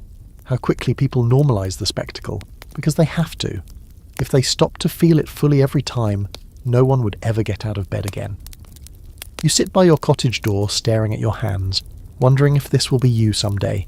Not the accused, though that's always a risk, but the witness, the one who watches and does nothing. You didn't cheer, you didn't boo, you just stood there, frozen, part of the machine that turns justice into entertainment. There's a historical debate about whether medieval executions were more about deterrence or dominance. The truth, they were both, a warning and a reminder. Step out of line, and your neck might meet the axe too, especially if you're educated, especially if you speak up, especially if you forget your place. The next morning the platform is gone, the blood is gone, the banners are rolled up, but in your mind the sound of that axe still echoes, blunt and final. And now you understand something you hadn't before. Survival in this world isn't just about food, shelter, or avoiding disease. It's about silence, about keeping your head down, literally. You don't sleep well that night. The image of the execution plays behind your eyelids like a loop. You promise yourself you'll stay quiet, stay obedient, stay small, because small things don't get noticed, and things that don't get noticed don't end up kneeling in the square with a priest whispering in their ear and a hooded man swinging a blade. And that, as grim as it is, might be your best chance. After the execution, the village breathes more cautiously. Everyone's a little quieter, a little more careful with their words, like fear itself has taken up residence just outside the church door, and no one wants to invite it in. Even the geese seem to honk less. You spend your days keeping your head down, doing what's asked, never what's questioned. You've grown sharper at navigating silence, but that doesn't mean your thoughts have stopped. They've just gone underground like everything else in winter. Then one grey morning, something unusual happens. The priest approaches you, clutching a parchment like it's made of dragon skin. He clears his throat with the confidence of someone who knows they can't be ignored. "You've been invited," he says, "to the priory." You blink. That's not a sentence people usually hear. Me? Yes, you. For possible inclusion. Inclusion in what? A sermon? A punishment? A choir that sings in Latin and doesn't allow goats? No, the priest explains. It's the monastery. Or more specifically, the life of monastic service. They're looking for someone with a strong back, a quiet tongue, and a soul unburdened by too many sins. And apparently you just made the cut. You're sent to pack. There's nothing to pack. One tunic, one pair of boots, a knife with a cracked handle. That's it. You say goodbye to the cottage like you're closing a chapter, half relieved, half unsure whether you're being rescued or recruited into a different kind of cage. The monastery sits a few miles outside the village, surrounded by low hills and thick woods. The air smells different there, cleaner somehow, though that might just be because no one's cooking turnips over a dung fire. Stone walls rise up, modest but proud, topped with carefully laid tiles that don't leak every time it rains. A bell tower looms in the centre, casting a long shadow over the cloisters. Everything is still, like the world here has been muted. You're led inside by a novice monk, who walks like someone who has never tripped in his life. He speaks little. He opens the heavy wooden door, nods once, and gestures you through. You cross a threshold and feel for a moment like you've left England entirely. The inside is dark and cool, lit by narrow windows and rows of flickering candles. You're taken to the abbot, a wiry man with kind eyes and a voice like a creaky stair. He explains the rules: early rising, constant prayer, manual labour, no meat except on feast days, and, most importantly, silence, except during designated hours. You nod to all of it. You've already spent most of your life with little food, little sleep, and no say in anything. This won't be so different. Your room is small, a cell really, with a straw mattress, a small desk, and a single wooden cross above the door. You sit on the bed, listening to the quiet hum of wind against stone. There are no pigs outside, no screaming neighbours, no one threatening you with tithes or torches. It feels safe. For now. Monastic life begins early. The bell rings long before the sun shows up. You rise, dress, and shuffle into the chapel with the other brothers, all of you hooded and half asleep. Matins, the first prayer, is sung in Latin, a language you barely grasp but have heard enough to fake convincingly. You murmur along, staring at the stained glass windows, waiting for light to bleed through. After prayers, you head to the workrooms. Today, you're assigned to the scriptorium, a place that smells like old paper and candle wax. Monks bend over parchment, copying religious texts with steady hands and infinite patience. You're given the task of trimming vellum, scraping it smooth for writing. It's delicate, tedious, and strangely satisfying. Your fingers hurt, but at least they're not hauling rocks or scrubbing latrines. Over the next few days you fall into a rhythm. Bells mark the hours. Prayers begin and end the daylight. Meals are silent and simple. Bread, beans, watery ale. The monks eat slowly, thoughtfully, their heads bowed like every crumb is a sermon. There's a peculiar kind of peace here. It's not joy, not the raucous kind you used to feel at solstice bonfires or after surviving a near miss with a swinging axe, but a softer sort, a quietness in the bones. No one here yells, no one threatens, there's structure, routine, predictability, and yet you feel something else creeping in. Boredom. The days blend together, the chants are beautiful, but after the 100th repetition, they blur into background hums.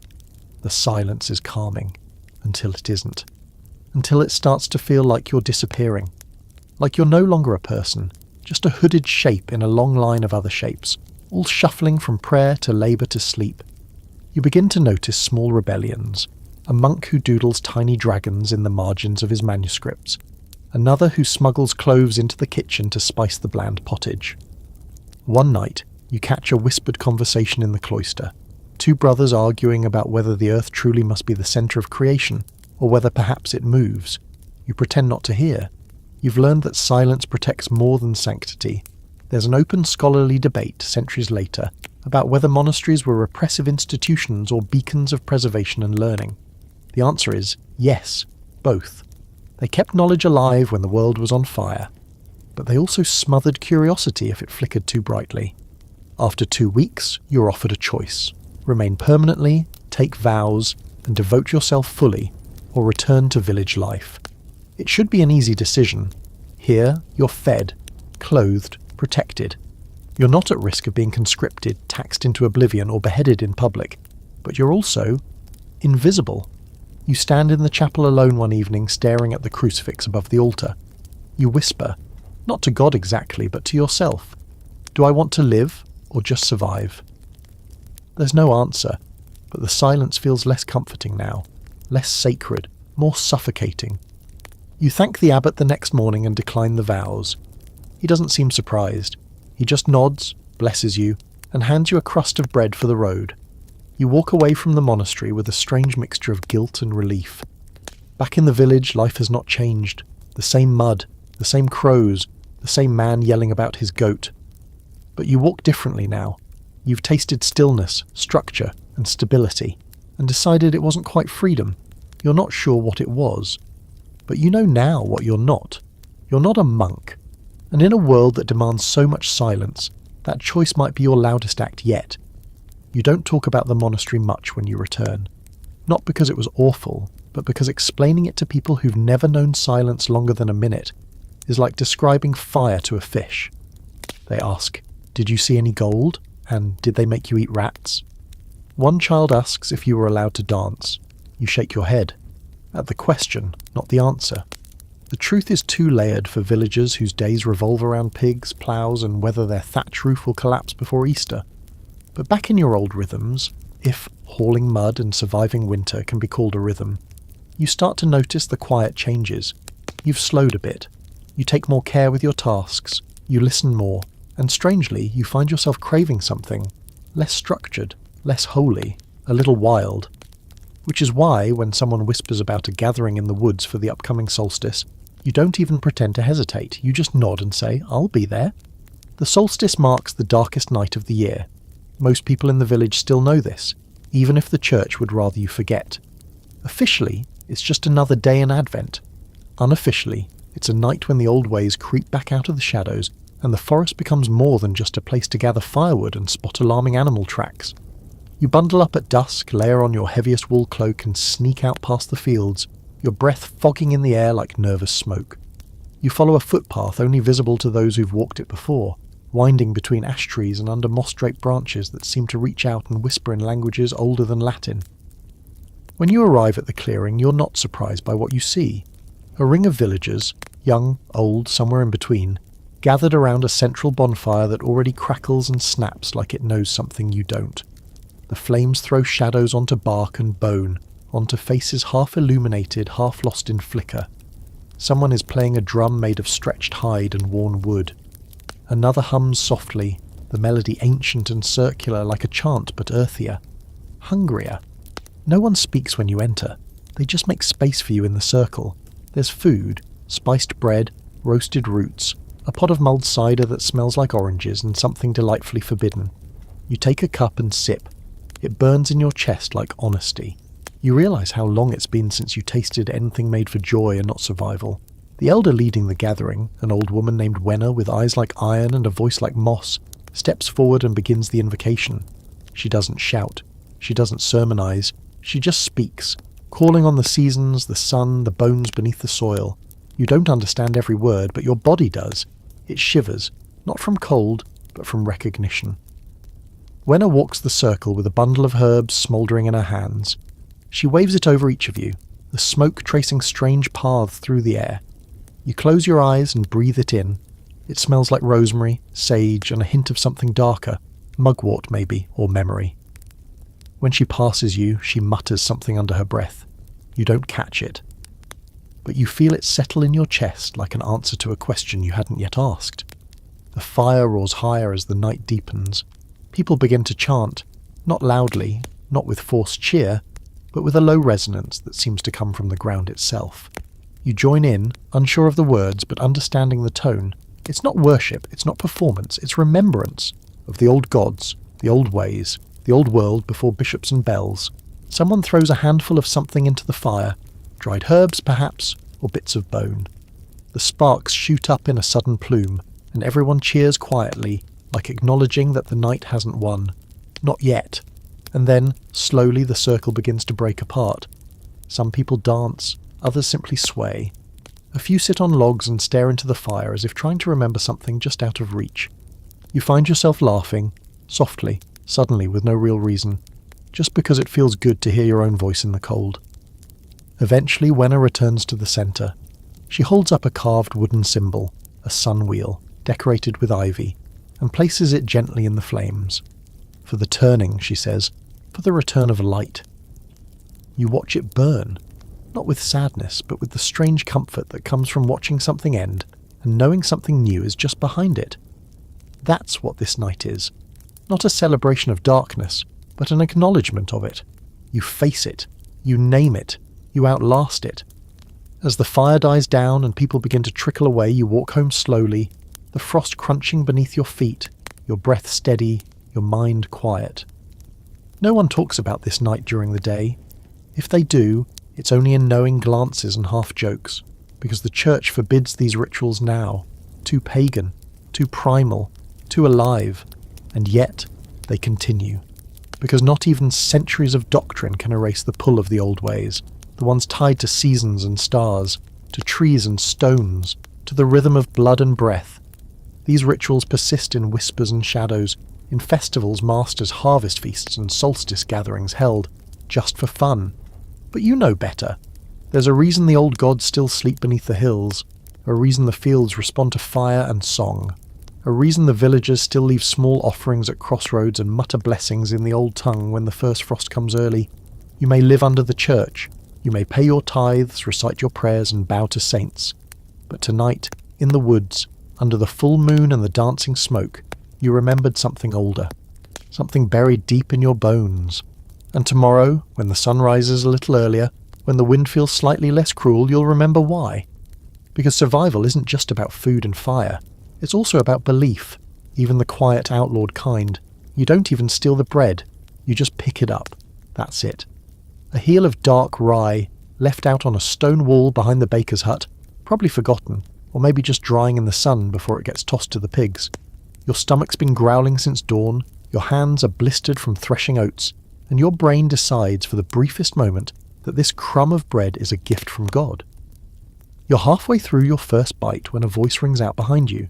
"Thief!" It's the baker's wife, elbow deep in dough and fury, her face redder than the fire she bakes with.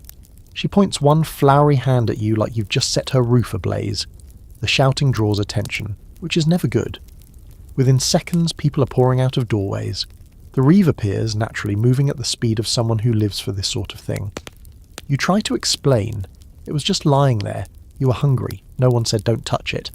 But reason is not a recognised form of currency here. You're grabbed by the arm, marched through the village like a criminal, and dumped in front of the manor's steward, who looks up from his parchment with the expression of someone bored of justice, but obligated to serve it anyway. The baker's wife gives her account, dramatic, breathless, and peppered with phrases like brazen daylight robbery and deliberate gluttonous intent. The steward sighs, asks you to speak. You try, but your words sound small compared to hers. Everyone's already decided you're guilty. Why? Because you're poor, and you're standing in front of someone who isn't. You're given 3 options. Pay a fine, 5 pence, which might as well be 50, since you don't have a single coin to your name. Spend a day in the stocks, or take a flogging and be done with it. You choose the stocks. The structure sits at the edge of the green, always ready, always waiting, a wooden frame with holes for your hands and head, designed not just to restrain you, but to humiliate you. You're locked in mid-morning, the sun is high, flies are persistent, your neck aches almost immediately. At first, people just glance as they walk past, then come the comments. Should have kept your hands to yourself. Was the crust worth it? Thief's neck looks a bit long. Maybe it's for stretching. You bite your tongue. Literally. There's a weird splinter in the wood and it keeps catching your lip. Then someone throws something. A lump of turnip. Then a clump of mud. Then something wet and probably once alive. You can't wipe your face. You can't turn your head. You just take it. Because the point isn't punishment. It's performance. The community flexing its power, reminding itself that there is order here. Even if that order is cruel, uneven, and deeply allergic to nuance. A child spits on your shoulder. An old man leans in and mutters, "I stole bread once, lost 2 fingers." He doesn't show you which. He just walks away, chuckling. The stocks are more than just uncomfortable. They're dangerous. You're exposed to weather, animals, even revenge. Last spring, a man died in them. Dehydration and exposure. No one talks about it anymore, but you remember. Mid-afternoon, the steward returns, says you'll be released by sundown. This should remind you to respect property, he says, as if the idea of owning bread is something sacred. You want to ask him a question, something simple like, if I starve to death in a field, is that respecting property too? But your mouth is dry, your jaw aches, and you've already learned today that questions are just another form of misbehaviour. When they finally release you, your legs nearly give out. You stagger to a water barrel, scoop a handful to your lips, and try not to throw up from the smell of whatever was thrown at you. A few villagers glance your way, eyes soft with pity, but no one says a word. Pity doesn't get you dinner, it just leaves a bad taste in your mouth. You limp home and collapse by the fire. No one mentions what happened. They don't need to. Everyone knows. You're the one who took the bread. That label will stick for a while, no matter how unjust. It's your new identity, right next to serf, field hand, and hopefully not next in the stocks. And the irony, the baker's wife probably fed that loaf to her dog the next day, but you stole it, so now you're the villain. It's funny, in a horrible medieval kind of way. Later that night you think about crime, what it means, what it doesn't. In this world, theft isn't about taking, it's about who you took from. If a noble cheats his tenants, that's called management. If a peasant pockets a coin dropped in the dirt, that's treason. There's an open debate among future historians about how harsh medieval justice really was. Some say it was pragmatic, based on local custom, flexible, more about restitution than revenge. Others argue it was brutal, arbitrary, and disproportionately cruel to the poor. Honestly, both are right. It depends. On the lord, on the reeve, on how many people in your village already think you're a little shifty. You've heard stories of ears being cut off, of hands chopped, of men tied to stakes in freezing rivers, not to kill them, but to correct them. You've heard worse too, rumours of execution for something as small as hunting rabbits in the Lord's forest. And here you are, marked as a criminal for bread. You don't feel guilt, just exhaustion, and a sharp awareness that next time you'll have to be quicker, or quieter, or luckier, because it will happen again. Hunger doesn't care about law, cold doesn't ask permission, and if survival is a crime, then you're already guilty. But for now, you rest. Tomorrow you go back to the fields, because the law might break you, but the land still needs tilling, and you've got nothing left but the strength in your hands and a lingering bruise around your neck where the stocks held you tight. You know it's bad when the birds go silent. That eerie, weightless quiet drapes over the village like fog, not thick enough to stop you from moving, but just enough to make every step feel like it echoes. Something is off today, the kind of off that even the goats feel. You find one standing in a corner staring at nothing, like it's just read a very unsettling prophecy. It begins when the messenger arrives, dusty and disinterested, riding a horse that looks half dead and fully over it. He rides straight through the centre of the village without a word, barely slowing down, just long enough to toss a sealed scroll at the feet of the reeve, who picks it up like it might explode. He reads it. His face tightens, his mouth thins. Then, without so much as a cough for ceremony, he turns and announces, "The king's court will be convened in the village square." 1 hour. And just like that, panic. People start cleaning, sweeping, trimming what little there is to trim. Someone actually starts brushing the moss off the chapel walls, which has never happened before and may never happen again. The bailiff shows up next, puffed up with self-importance and orders. He shouts for everyone to gather and look presentable, which is hilarious considering no one here owns more than one tunic, and most of them have seen better centuries. An hour later, the court arrives. It's not a glittering parade of nobles on white horses. No, it's 3 men, a travelling judge, a local knight, and a scribe who looks allergic to joy. They're followed by 2 soldiers who are there for order, which mostly means standing very still and making sure no one runs away when things get dicey. They set up near the stocks, you know, the ones you just recently became intimately acquainted with. The judge unrolls a parchment longer than your arm and begins reading out names, not for greetings, for accusations. Apparently there's been a conflict. Someone insulted someone's land claim, someone else retaliated by setting a fence on fire. There's mention of a stolen pig, a suspected affair, an unpaid debt, a prayer said too loud during a holy day.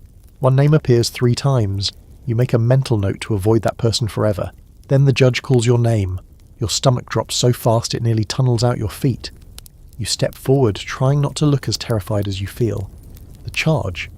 Disruption of local order. You blink. That could mean literally anything.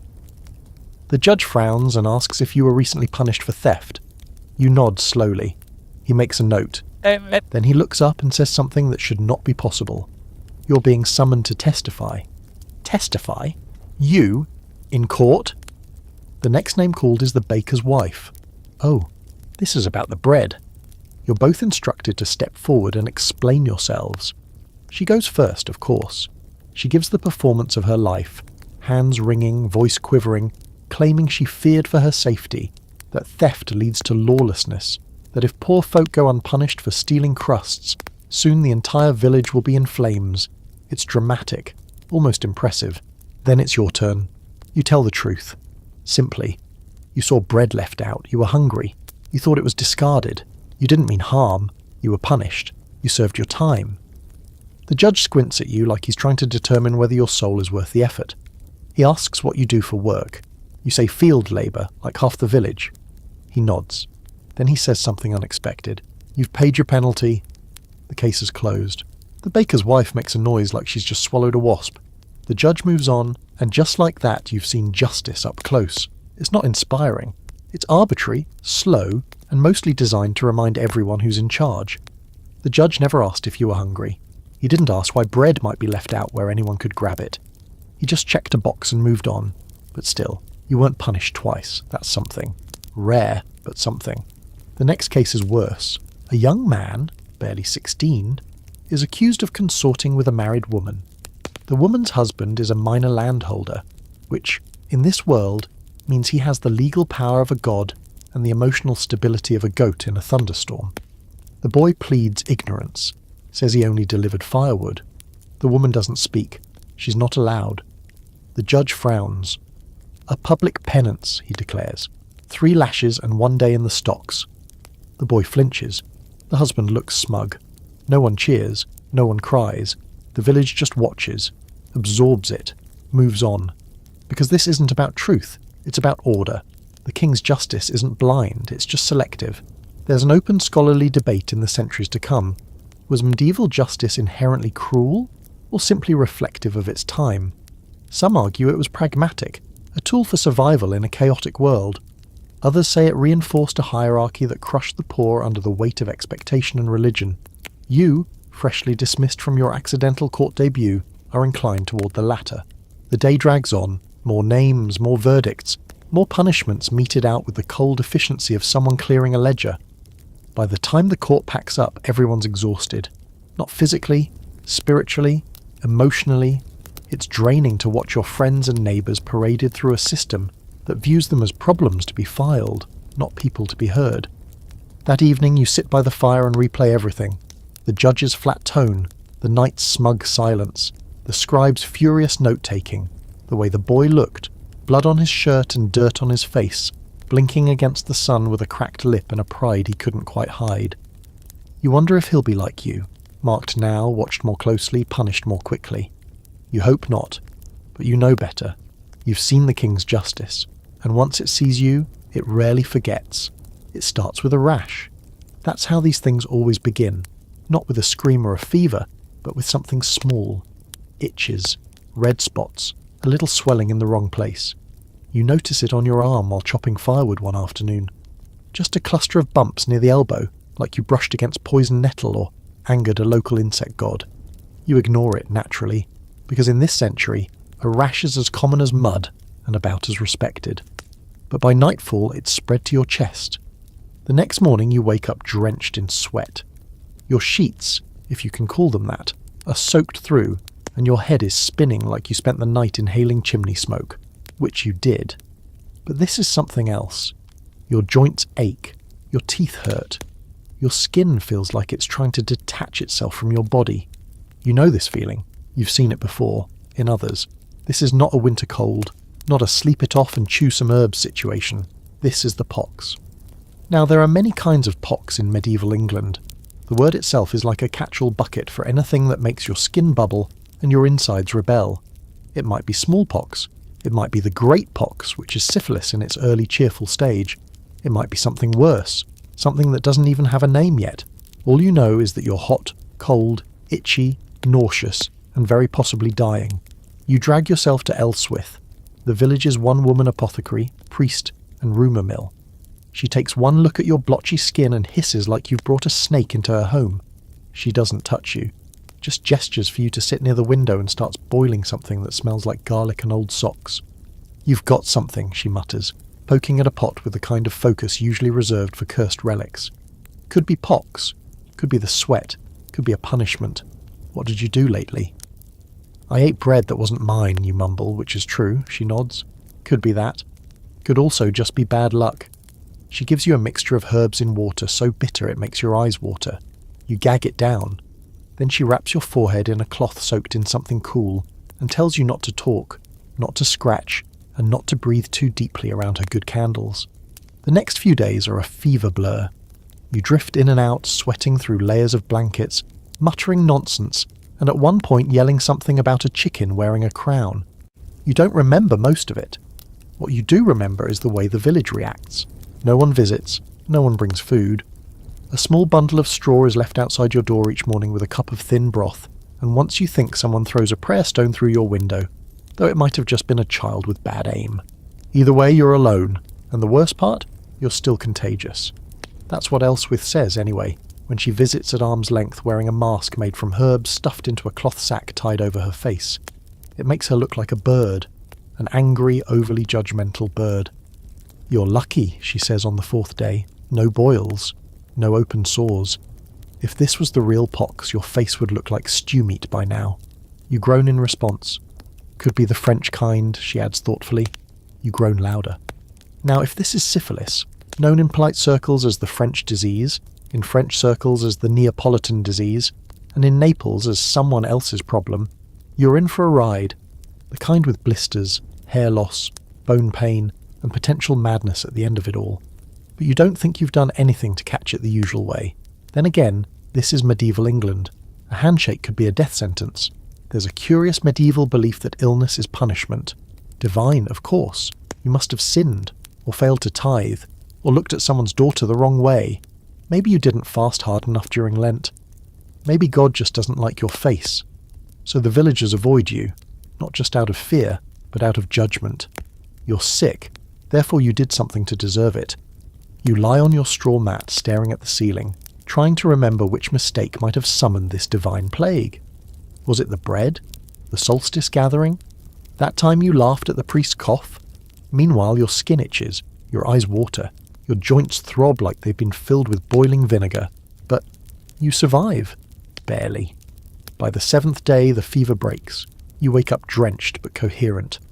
The rash has faded, leaving behind a strange mottled pattern on your arms that makes you look like someone tried to bake you. You're weak, thin, and smell like an herb garden that was set on fire, but you're breathing, and that's saying something. When you step outside for the first time, blinking into the grey daylight, a few villagers look your way and mutter. One crosses himself, another quickly herds their children inside. You're not sick anymore, but you're marked, a pox survivor, which in this place is only one step above a ghost. There's a fringe theory, whispered among a few of the older villagers, that surviving pox means you're now blessed. Touched by death, but spared. You're closer to the divine, or maybe closer to something else. A few people start asking if you have visions. You don't. Unless fever dreams about cows playing chess count. Back at your cottage, Elswith leaves you a small jar of balm.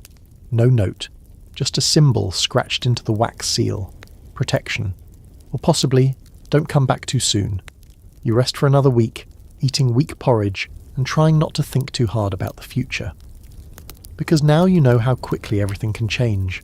One itch, one cough, one unlucky handshake, and your world folds in on itself.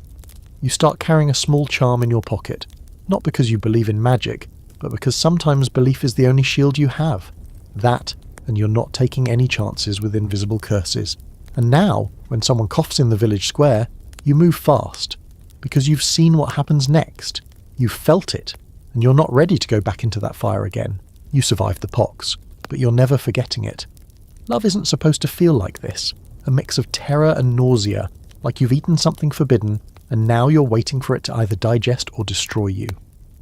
But here you are, standing in the middle of a muddy cart path, heart pounding against your ribs like it's trying to flee the scene, and you're pretty sure you've just made the worst decision of your entire medieval life. Because you've fallen for someone you're absolutely not supposed to fall for. Not a peasant like you, not a baker's daughter or a cowherd's son or someone you could at least trade a carrot with. No, of course not. You had to fall for a noble's child. You didn't plan it. No one does. It started simple, just eyes across a crowded chapel during Mass, when you were supposed to be thinking about sin and salvation, not cheekbones and jawlines. Then it was a glance by the well, a shared laugh after a goat ran off with someone's bonnet. You weren't even sure she, or he, or they, depending on the version of this story your heart prefers, noticed you. Until one day, they did. It began with a scrap of cloth, dropped, maybe on purpose, maybe not, and left by the manor's garden wall. You found it. You returned it. Their hand brushed yours, and for one glorious second, it felt like the world had stopped being horrible. That's how it begins, and now, you're in it. You've had 3 secret meetings. Brief, awkward, perfect. You've spoken about nothing and everything. They said they've never met someone who actually listens. You said you've never met someone who didn't treat you like furniture with fleas. It's ridiculous. It's dangerous. And it's the only thing keeping you from giving up on this century entirely. The problem is, this kind of love isn't allowed. The social line between you and them isn't a thread. It's a wall, a law, a divine decree backed by church, crown, and centuries of violent enforcement. Nobles don't marry commoners.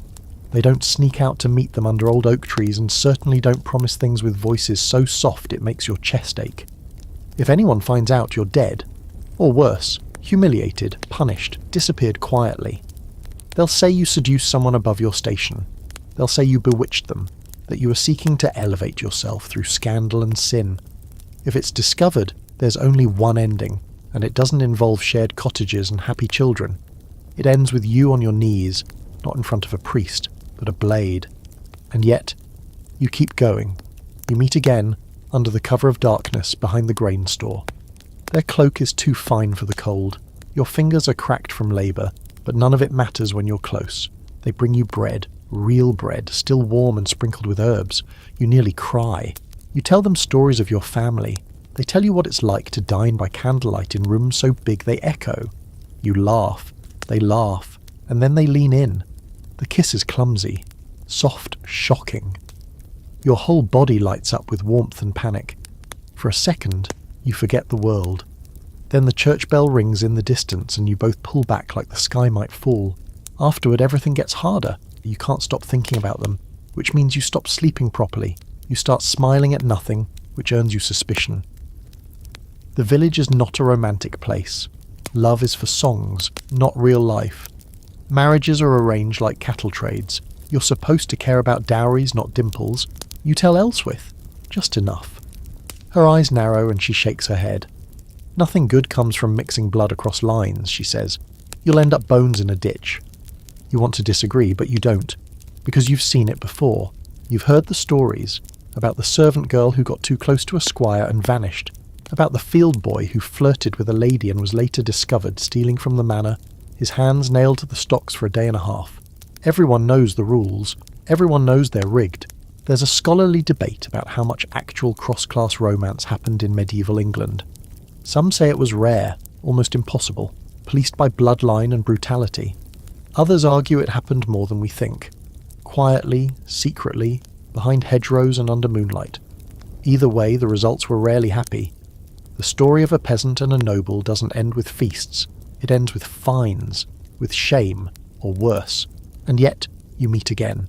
One last time. You both know it can't continue. Their father is suspicious. Their mother has already started discussing betrothals with a neighbouring knight's family. They're being watched. The stakes are rising. But they had to see you one more time, just once, just to say goodbye properly. They press a token into your hand, something small, valuable, stolen. A silver ring with their house's crest etched into the inside. Keep it, they whisper, so you remember. You want to give them something in return, but what can you offer? You have no riches, no fine cloth, no books or letters, so you give them your name, spoken slowly like a prayer. They smile and then they're gone, and just like that it's over. You spend the next week in a daze. You go through the motions, working, eating, sleeping, but you're not really there. Your hands move, your heart doesn't. You keep the ring tucked in your boot. You never wear it. But you check it daily, just to make sure it's still real. You think about them every time you pass the manor, every time you hear a horse in the distance, every time the wind shifts and you catch the scent of rosemary in the air. You never see them again. You don't know if they married, if they forgot, if they ever held someone else's hand and thought of yours, but you remember. Because for a brief, brilliant moment in the middle of mud, blood, and cold porridge, you were something other than a serf. You were seen. You were wanted. You were loved. And maybe that's worth the risk. Maybe that's worth everything. Rain again? Of course it's raining. You've lived enough years in this damp, glorious, moss-riddled land to know that if the sun shines too long, the sky begins to itch with guilt and immediately throws down another week of drizzle to restore balance. But this time, it's not just annoying, it's dangerous. Because this is the kind of rain that doesn't stop. The kind that turns dirt into soup, fields into lakes, and roofs into soggy lies. This is flood rain, and it's not just a storm, it's a test. You wake up to the sound of dripping. At first you think it's your imagination. Then you feel the cold splash on your forehead. You open your eyes and see a new leak. Third one this month. Dribbling from the thatch above your bed and into your nose like a cruel prank from the weather gods. You drag yourself up and feel it immediately. The floor is damp. Your toes squelch. The thatch has failed. The walls are weeping. You're basically living inside a wet loaf of bread. Outside, things are worse. The path through the village is gone, replaced by a squelching stream of mud, straw, and mystery goo. The pig pen has become a swimming hole. Chickens huddle together on the chapel steps, looking deeply unimpressed. And the stream, normally a friendly little trickle near the mill, has grown teeth. It's spilled its banks, swallowed the cart path, and is now hungrily eyeing the barley fields like it's deciding whether it wants to ruin your entire year. You slosh through the village, joining the gathering of equally soaked neighbours who've all arrived at the same conclusion. This isn't a bad day. This is the beginning of something worse. The reeve is shouting something about drainage ditches and sandbags, as if either of those things exist in quantities big enough to matter. A few villagers begin digging trenches with whatever they can find, shovels, boards, a soup spoon. You're handed a bucket and pointed toward the lower field. That's where the flooding is worst. You get there and it's like staring into a grave you haven't died in yet. The field is submerged. The barley, your winter hope, is underwater. You wade in knee-deep, teeth chattering, trying to scoop water from a field into a ditch like that's a real plan. It's not. But doing something feels better than watching everything drown. And this is the real danger of a medieval flood. Not the drowning, though yes, people do drown, but the starvation that follows. Because if your crops die now, you'll feel it 6 months from now when your pantry's empty and your bones start arguing with your flesh about who gets to stick around. As the day drags on, the water keeps rising. You help pull 2 goats out of the rising muck. One man nearly loses a boot. He keeps yelling about it for an hour like it was his child. You slip twice and cut your palm on a broken fence post, now doing a perfect impression of a spear. Blood joins the mud. You wrap it in wool. It'll probably fester. At dusk, the priest wades out and declares that God is testing our devotion. Someone throws a turnip at him. It misses, barely. That night, you sleep on a bench in the chapel, along with half the village. Babies cry, dogs bark. No one really sleeps. The air smells like wet wool, fear, and hope trying not to give up. You hold your injured hand to your chest and try to will the pain into the floor. By morning, the water has not receded. In fact, it's climbed a few inches like it's trying to join you for breakfast. You're sent back out into the flood. This time to help the miller, whose wheelhouse is collapsing. You slog through thigh-deep water, lifting wet sacks of spoiled grain, your muscles screaming with every soaked motion. The grain smells like vinegar and death. It's lost. The miller weeps, not loudly, just this quiet shaking that makes you feel like someone cracked open the sky and let grief pour out. 3 days. That's how long the flood lasts. When it finally pulls back, the village is a wreck. Fields flattened, livestock missing, granaries mouldy, tools rusted, everything that could rot has. You find a boot in your field. It's not yours. No one claims it. The reeve calls a meeting and announces they'll petition the local lord for grain relief. Everyone nods, but no one believes it'll help. Nobles don't grow grain to share. They grow it to sell. And besides, the lord is weeks away, sipping wine in some stone fortress that doesn't leak when it rains. The famine comes quietly. At first, you just tighten your belt. Then you skip a meal here or there. You start to see it in others too. Sunken cheeks, longer pauses between steps, the way everyone starts counting beans like they're coins. Elswith starts mixing bark into her bread. She says it's for digestion. You pretend to believe her. The debates start. Who gets food? Who doesn't? Some argue the elderly should eat less. Others say the children should eat more. One man suggests boiling leather, just to try. He's not joking. You remember the ring in your boot, the noble's gift. You consider selling it. But to who? No one has silver. Everyone just has mud and prayers. There's a fringe historical theory that peasant resilience was actually greater in times of disaster because communities pulled together. Maybe. But you've also seen what desperation does. It turns neighbours into threats. It sharpens the difference between mine and yours. A child disappears one night. Some say he ran away. Others whisper that someone took him for food. No one says it out loud. You don't sleep that night, or the next. And yet somehow you endure. Not because you're stronger than anyone else. Not because God favours you. But because you're stubborn. Because you refuse to let this place kill you the way it killed your crops. Because even in the muck, even with hunger gnawing at your ribs like a rat with a grudge, you still get up, still work, still wait for spring. And when spring does come, when the first green shoots rise again, you weep, openly, unashamed, because nothing in this world is guaranteed, not bread, not love, not sunlight, but you're still here, and that's enough. For now, the year the fair returns to your village is the first time in months that anyone smiles without guilt. Real smiles. Toothy, muddy, wind-chapped grins that stretch all the way up into tired eyes. It's like someone flipped a switch, and the whole place, fields, fences, faces, suddenly remembers it's allowed to be happy again. Just for a day or two. Fairs in medieval England are a kind of controlled chaos. They're not just entertainment, they're permission. Permission to trade, to celebrate, to travel without immediate suspicion, to drink a little too much, and to spend the afternoon forgetting you owe the reeve 6 hens and 3 days' worth of firewood. Lords grant these fairs to villages for a limited time, often tied to saints' days or harvest milestones. For those few glorious days, taxes are paused, curfews ignored, and rules relaxed. It starts with a banner, red and gold, hung crooked across the square. Then the carts arrive, vendors from neighbouring towns and pilgrims on their way to nowhere in particular. They roll in with wooden wheels and worn-out mules, bringing with them cloth from the coast, beads from a foreign land, and pastries that smell like cinnamon and reckless spending. You wake to the sound of music. Not bells, not birds. Music.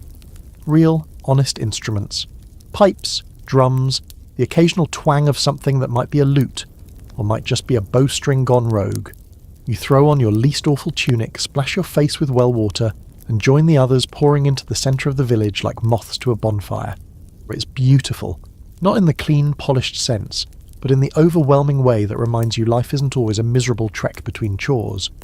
There are jugglers, dancers, a man eating fire, a dog wearing a hat. Children chase each other around barrels of mead while adults pretend not to notice they're knocking over carefully stacked cabbages. And the smells. Gods, the smells. Roasted meat, fresh bread, spiced cider. Someone is frying eels. It shouldn't smell good, but it does. You buy a skewer of something unidentifiable but delicious. For once you eat without rationing. You're not even sure you chewed. Money flows. Not a lot, but enough. You barter a carved whistle for a needle. Trade a spare egg for a pinch of pepper that makes you sneeze for a solid minute. You haggle over the price of a wool hood and lose, but the merchant throws in a handful of sweet dates as consolation. You spot familiar faces transformed by joy. The miller's wife, who hasn't smiled since the flood, is dancing with a man who may or may not be her husband. The priest is pretending not to enjoy the cider. Elswith, the apothecary, is doing palm readings in the corner, warning people about vague dangers involving goats and untrustworthy dreams. Someone hands you a drink. You accept it. Someone hands you another. You accept that too. The fair continues into the evening. As the sun dips behind the hills, torches are lit, casting everything in golden flicker. A bonfire is built, not for warmth, but for celebration. People begin singing, loud, off-key, uninhibited. You join in. You don't know the words, but no one cares. You're part of something tonight, and that's enough. You find yourself dancing. Yes, dancing. You, the same person who limps after 10 hours in the field and grumbles about cold soup, are now spinning clumsily in a circle with 3 others, laughing so hard your ribs hurt. You haven't laughed like this since. You can't even remember. Maybe ever. A woman grabs your hand, quick, strong. She's older than you, sharp-eyed and mischievous, with laugh lines that say she survived worse things than heartbreak. She spins you under her arm, says something about your boots being cursed, and disappears into the crowd like a ghost. Later you sit by the fire, breathless, exhausted in a way that feels earned. A young man sings a slow song in a language you don't know. It's beautiful. Sad, maybe. Or romantic. You don't ask, you just let it wash over you. There's a scholarly debate about whether medieval fairs were truly joyful, or just distractions from suffering? Honestly, it's a pointless debate, because joy is a distraction, and that doesn't make it any less real. These moments, rare and brilliant, are what keep people alive when the rest of life feels like a never-ending punishment. You hear a rumour that a travelling monk is offering blessings in exchange for wine. Another says a noblewoman in disguise is buying local cloth under a fake name. Someone claims a bear will be arriving in the morning. No one knows if it's true, no one cares. For one night at least, you're not just a peasant. Not a tool for harvest, not a number on a tax roll, not a mouth to feed. You're you, a person, with a name, a laugh, a full belly, and a cider-induced sway to your step. You stumble home late, sticky with honey, soot, and possibly eel grease. Your boots are muddy, your pockets are empty, your heart is oddly full. You collapse onto your straw bed with a sigh, still humming a tune you barely remember. Tomorrow the work returns. The rain will probably come back. Someone will definitely owe someone else a chicken. But for now, you sleep, smiling. Because in a world where you're usually just surviving, tonight, you lived. It's quiet when they come. Not a trumpet, not a shout. Just the sound of hooves, slow and deliberate, like someone hammering the road with velvet fists.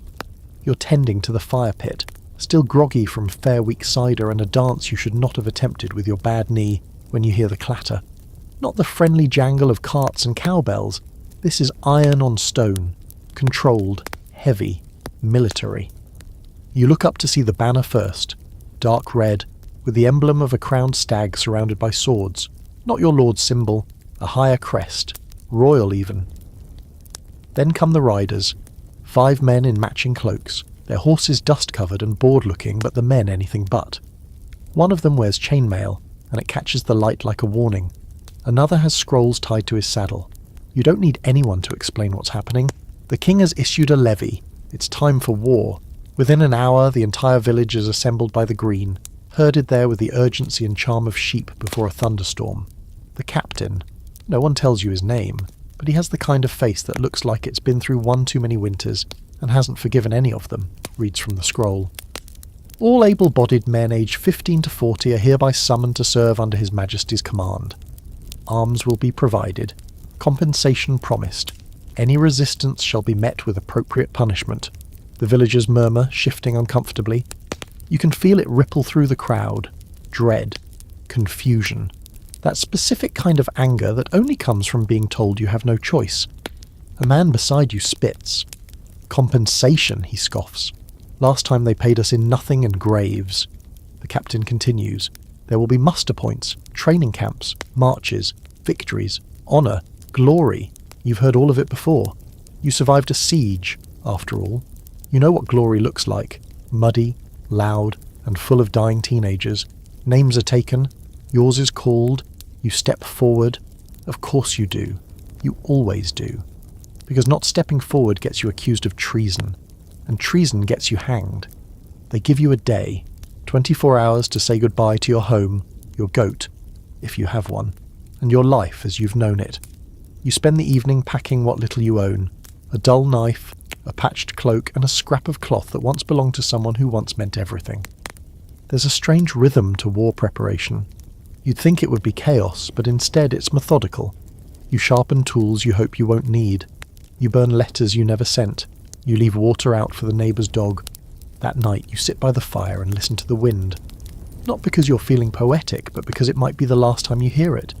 The wind here sounds like home. The one near the front lines always sounds like someone whispering a list of names you're not ready to learn. The next morning you're issued your gear. A tunic that doesn't fit. Boots that pinch. A sword that's older than you are and dull enough to use as a butter knife. One of the officers hands it to you with a shrug. We don't fight with fancy. We fight with numbers. You march, for hours, then days. You pass through towns where the locals watch you with pity, curiosity, or resentment. In some villages, people cheer. In others, they throw rotten apples. You can't blame them. Soldiers mean one thing, trouble. At night, the camp is alive with every sound imaginable. Laughter, prayers, the occasional scuffle.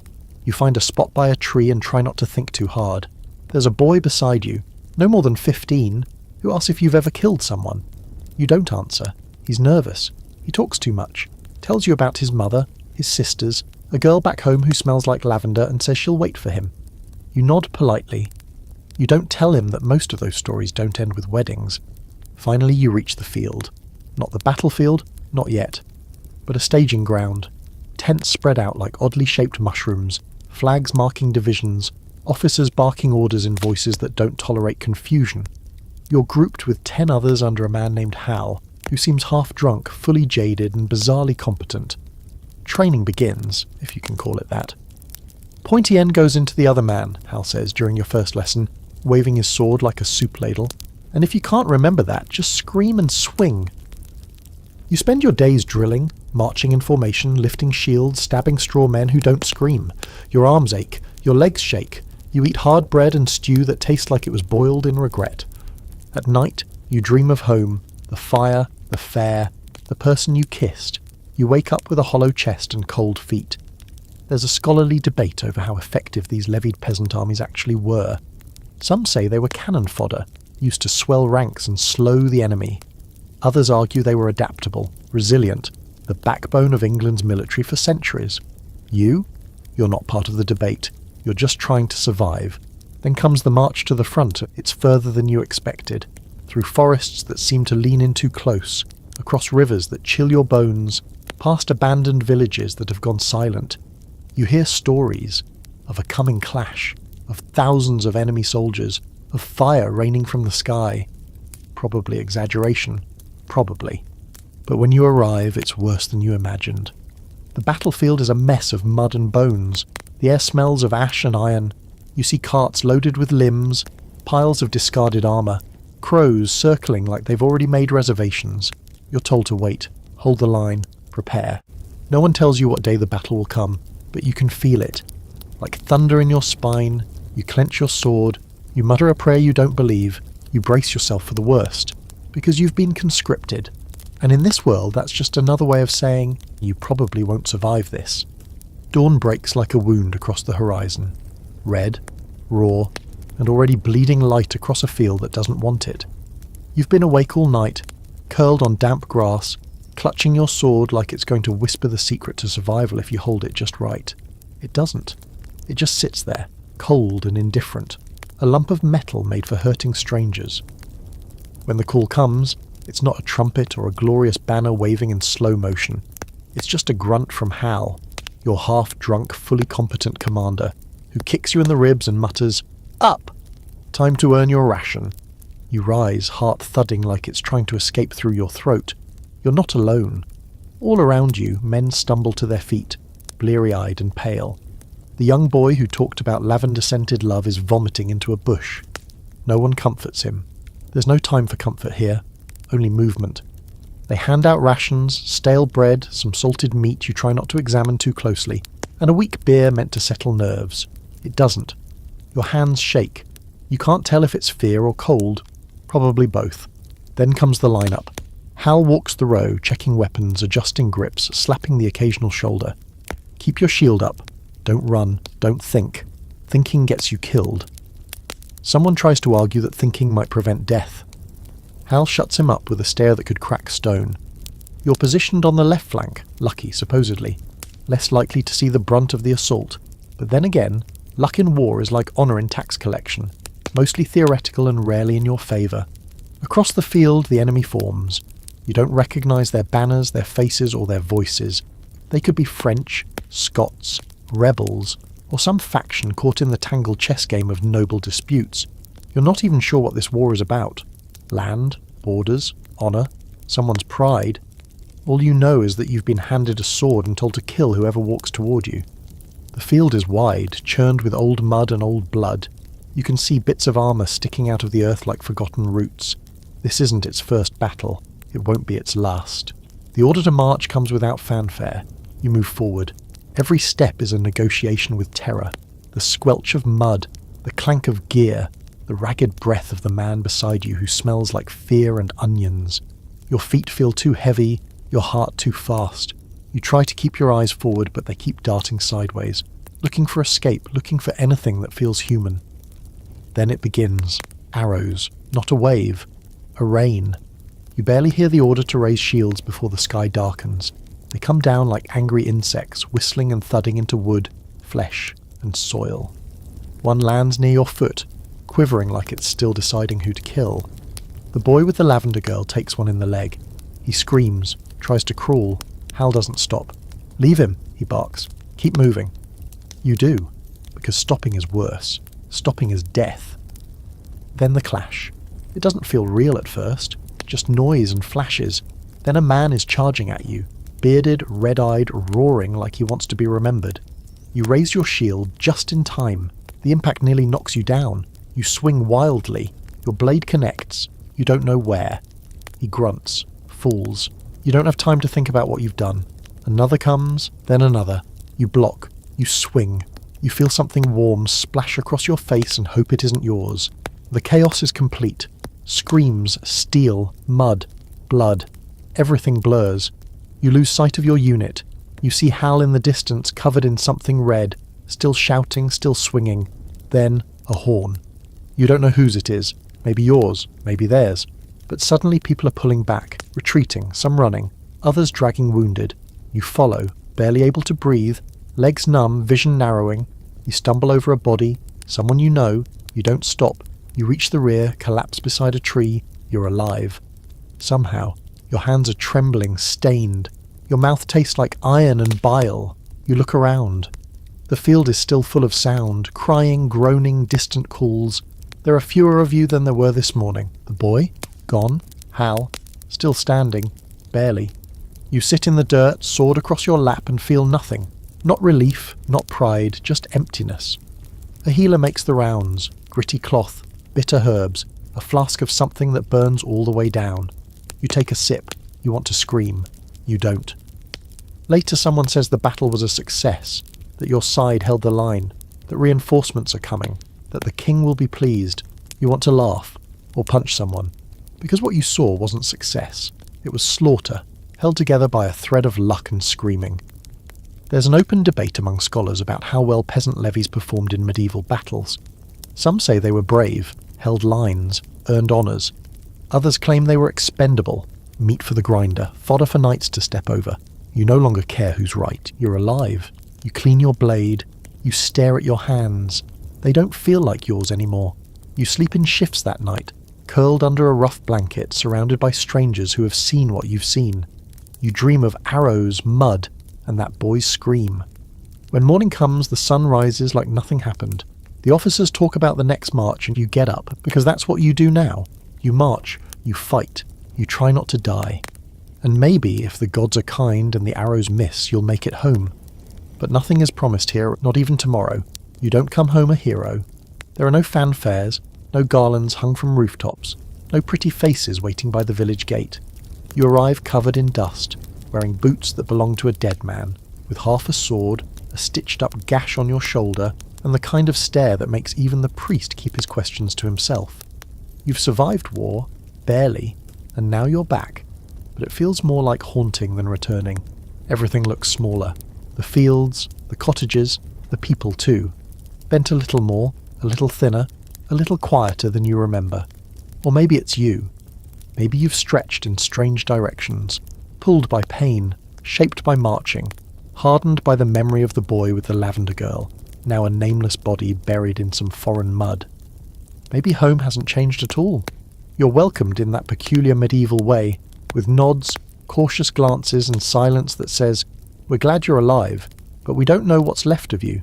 No feast, no relief, just a place by the hearth, a bowl of weak broth, and the ghost of who you were before the levy. Work resumes the next day, because of course it does. Crops still need planting, fences need mending. The goat has gone half feral and eats your sleeve before you finish breakfast. You dig your hands into the earth and try to remember how this felt before blood and smoke filled your nose. The soil is the same. Your hands are not. Someone finally asks what it was like. War. You lie. Gently.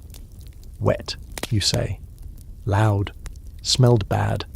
They nod like they understand. Maybe they do. The reeve asks about casualties. You shrug. Numbers feel obscene now.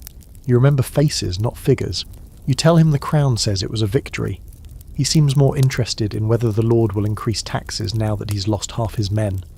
The days pass. Slowly at first, then with alarming speed. Time folds in on itself when you're not waiting to die. You repair your roof, thatch by thatch. You help the blacksmith reinforce a wagon wheel. You drink with old friends and don't talk about what's lurking behind your eyes. Sometimes at night you dream of marching again, your feet moving without will, the creak of armour, the taste of fear. Other nights you dream of the fair, the bonfire, the woman with laugh lines and strong hands, the music that felt like permission to be human. You don't know which dream is worse, and then the winter comes, colder than the last one. The wind cuts sharper, the snow arrives early, blanketing the fields before the last harvest is in. You help carry sacks of barley through the storm. You dig graves for 2 children who didn't make it through the first frost.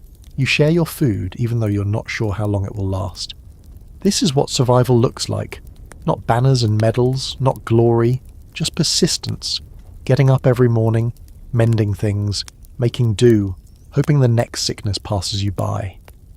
There's a new face in the village, a travelling friar. He's young, too clean, speaks in phrases that smell of monastery parchment. He gives a sermon on redemption and the cleansing fire of war. You walk out halfway through. Later he tries to speak with you. You've seen the battlefield, he says. Tell me what it teaches. You look him dead in the eye and say that no one wins. Some just come home. That shuts him up. As the cold deepens, something strange begins to happen. People start turning to you. Quietly, cautiously, like you've become a part of the village's structure. Solid, dependable. A boy asks you how to hold a blade. A girl begs you to teach her brother not to be afraid of thunder. Elswith sends you to gather herbs in the snow because she says you walk like someone the spirits won't bother. You don't know what you've become. Not a leader, not a saint. Just here, present, awake. And in a place where death is common and kindness is rare, that's enough to make people notice.